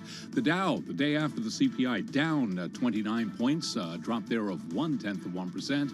And we have got the NASDAQ Composite Index up by 204 points, up now by 1.8%. Building on yesterday's surge. Gold, spot gold up $9 the ounce to $17.64, up by 0.5%. West Texas Intermediate crude oil is up 2.1%, $88.30. Brent, the global benchmark, 95.34 right now, up by 1.8%. It has been a session marked by choppy trading as the market searches for fresh catalysts in the wake of a strong rally sparked by improved inflation readings. So the Dow lower, S&P, NASDAQ, they are both higher. Consumer inflation expectations in the short and long run increased in early November, while sentiment retreated to a 4-month low amid rising borrowing costs. That according to the University of Michigan, where Joanna Shu is director of the survey. So what we have seen is a decline in consumer sentiment over the last month, which shows that the tentative improvement that we saw from the historic low in June is indeed tentative. I think we're in for a bumpy road ahead. And again, we do have stocks trading mixed. S&P 500 index up now by 31 points, a gain there of 0.8%. I'm Charlie Pellet, and that is a Bloomberg Business Flash. All right. Thank you so much, Charlie Pellet. Let's set the Business Week agenda. We're going to do that with Bloomberg Markets correspondent Kriti Gupta and Bloomberg News Markets reporter Abigail Doolittle. Great to have you both in studio with us. And Kriti, I see Bitcoin down and not much else. Not much else. You know, it's interesting. We had you talk about this earlier on the 10 a.m. show. This concept of contagion is really non-existent the way it was maybe 48 hours ago when some of the news first broke out. I think what was interesting is when we first had the headlines coming out of FTX, you did see Bitcoin drop naturally, but you also saw the NASDAQ drop too, and you saw futures drop too. And initially there was this kind of idea that, wow, tech still is really sensitive to what's going on with crypto. Complete turnaround story for the S&P 500, though. It really bounced back, and it kind of screams this idea that maybe that contagion effect we were so worried about 2 days ago isn't necessarily there. In fact, inflation, once again, is still the story. Surprise, surprise. But to me, I think the story going into next week, and I think the way to spin it forward here is simply, is this bull market rally, whatever you see, the screen on the screen, for 2 days now, going to stick? And right now, it really looks like it does. Yeah, so Abigail, this is like a perfect entree to you because we're looking at an S&P that's like a stone's throw away from that 200-day moving average, and I'm wondering if we get there and kind of what happens once we do. We probably do get there at this point, Alex. It's interesting. That's close to 4,100, just below it at 4,081. And interestingly enough, we're almost at 4,000, so that's about 3% away. We could have just another couple nice days, and we will be there. In addition inflation. I believe the Russell 2000 and another index that's escaping me right now already above. So the question to your point is, what happens when we get there? The last couple of times that it has gone up there, the last time in particular in August, firm resistance. Before that, earlier this year, above it. So all of this is a way of talking about the buyers and the sellers. What makes this still a bear market, even though the percentage is different? If you take a look at the buying action this year, there are lower highs. That tells you every time that buyers bought the dip, they were less enthusiastic on the way up. On the other hand, we have lower lows. That tells you every time sellers sold, whether for profit or because they were just getting smushed, it was on more conviction. All of this is pretty bearish. This is a long way of saying it probably is a bear market rally. Unless above the August high, at that point it could get kind of interesting. This is probably, again, just very similar to 2003 when it was up, down, up, down. And something interesting about that time period, there was never really a recession. So whether we have a hard landing or soft landing, that was a time when the S&P 500 literally fell 58%, and there was a very brief corporate recession. So this could be a similar environment in different ways. And so maybe a bear market rally, but it seems to have the blessing of the bond market, which I will note is closed today. The bond traders are already starting their weekends. It is Veterans Day. But if we look at what happened yesterday, the 10-year Treasury yield down 28 basis points. Yeah. What factor is that playing? Especially when we see That felt the like the gilt NASDAQ move 100. in the UK a couple weeks ago. I know, right? It was a weird deja vu. Well, when I see these huge moves in the bond market and that 10-year yield, again, to your point, closed, but yesterday falling right down to the 50-day moving average, so sort of the near-term sellers in the case of yield, I think of this as traders being so dislocated to the fundamentals because they're so caught off sides. If they were pricing in the inflation picture correctly, the Fed picture correctly, we wouldn't have these wild moves. I mean, that was the biggest move for 10-year notes going back, going back to 2009. So that's what I think of, that these traders, they just don't know. And we're seeing that in stocks, these ranges, that signals uncertainty. Right, but I think the interesting point here is, Kriti, is that if you've seen the peak in yields, at least for the medium term, and maybe even the peak in the dollar, is that in and of itself able to fuel risk appetite, and you get a reversal of like the big cap, mega tech cap stocks being just taken out to the woodshed? Like, does it ease that selling pressure? It definitely does, especially with the dollar specifically, because one of the issues of that was rolling over like on Jobs Day. It was. So the dollar has been rolling over for like, I think this is the 5th day of weakness actually, and it's interesting that it happened after Jobs Day, going into the midterms, because at that point the narrative was that the debt ceiling is really on everybody's radar, and the idea that that would be used as leverage by Republicans was enough to kind of threaten the fundamentals of the U.S. and therefore the fundamentals of this dollar bull case. QCPI, that trade just accelerated. I think what's crucial here is that one of the hurdles for the S&P 500 really sticking and having a sustainable rally is flows from abroad, because nobody wants to buy the dollar to enter the S&P 500, which you have to do. It makes it even more expensive to hop into that trade. A weaker dollar almost incentivizes that trade. So I think as you continue to see dollar weakness, you will start to see more of a fund flow going into the S&P 500. But also note, where's the money going right now? It's not going, it is a broad rally, but it's still primarily going into tech. So you do have to have tech on your side. You do have to have the idea that bond yields continue to drop or at least stay stable so that you don't have the rates pressure on the tech space.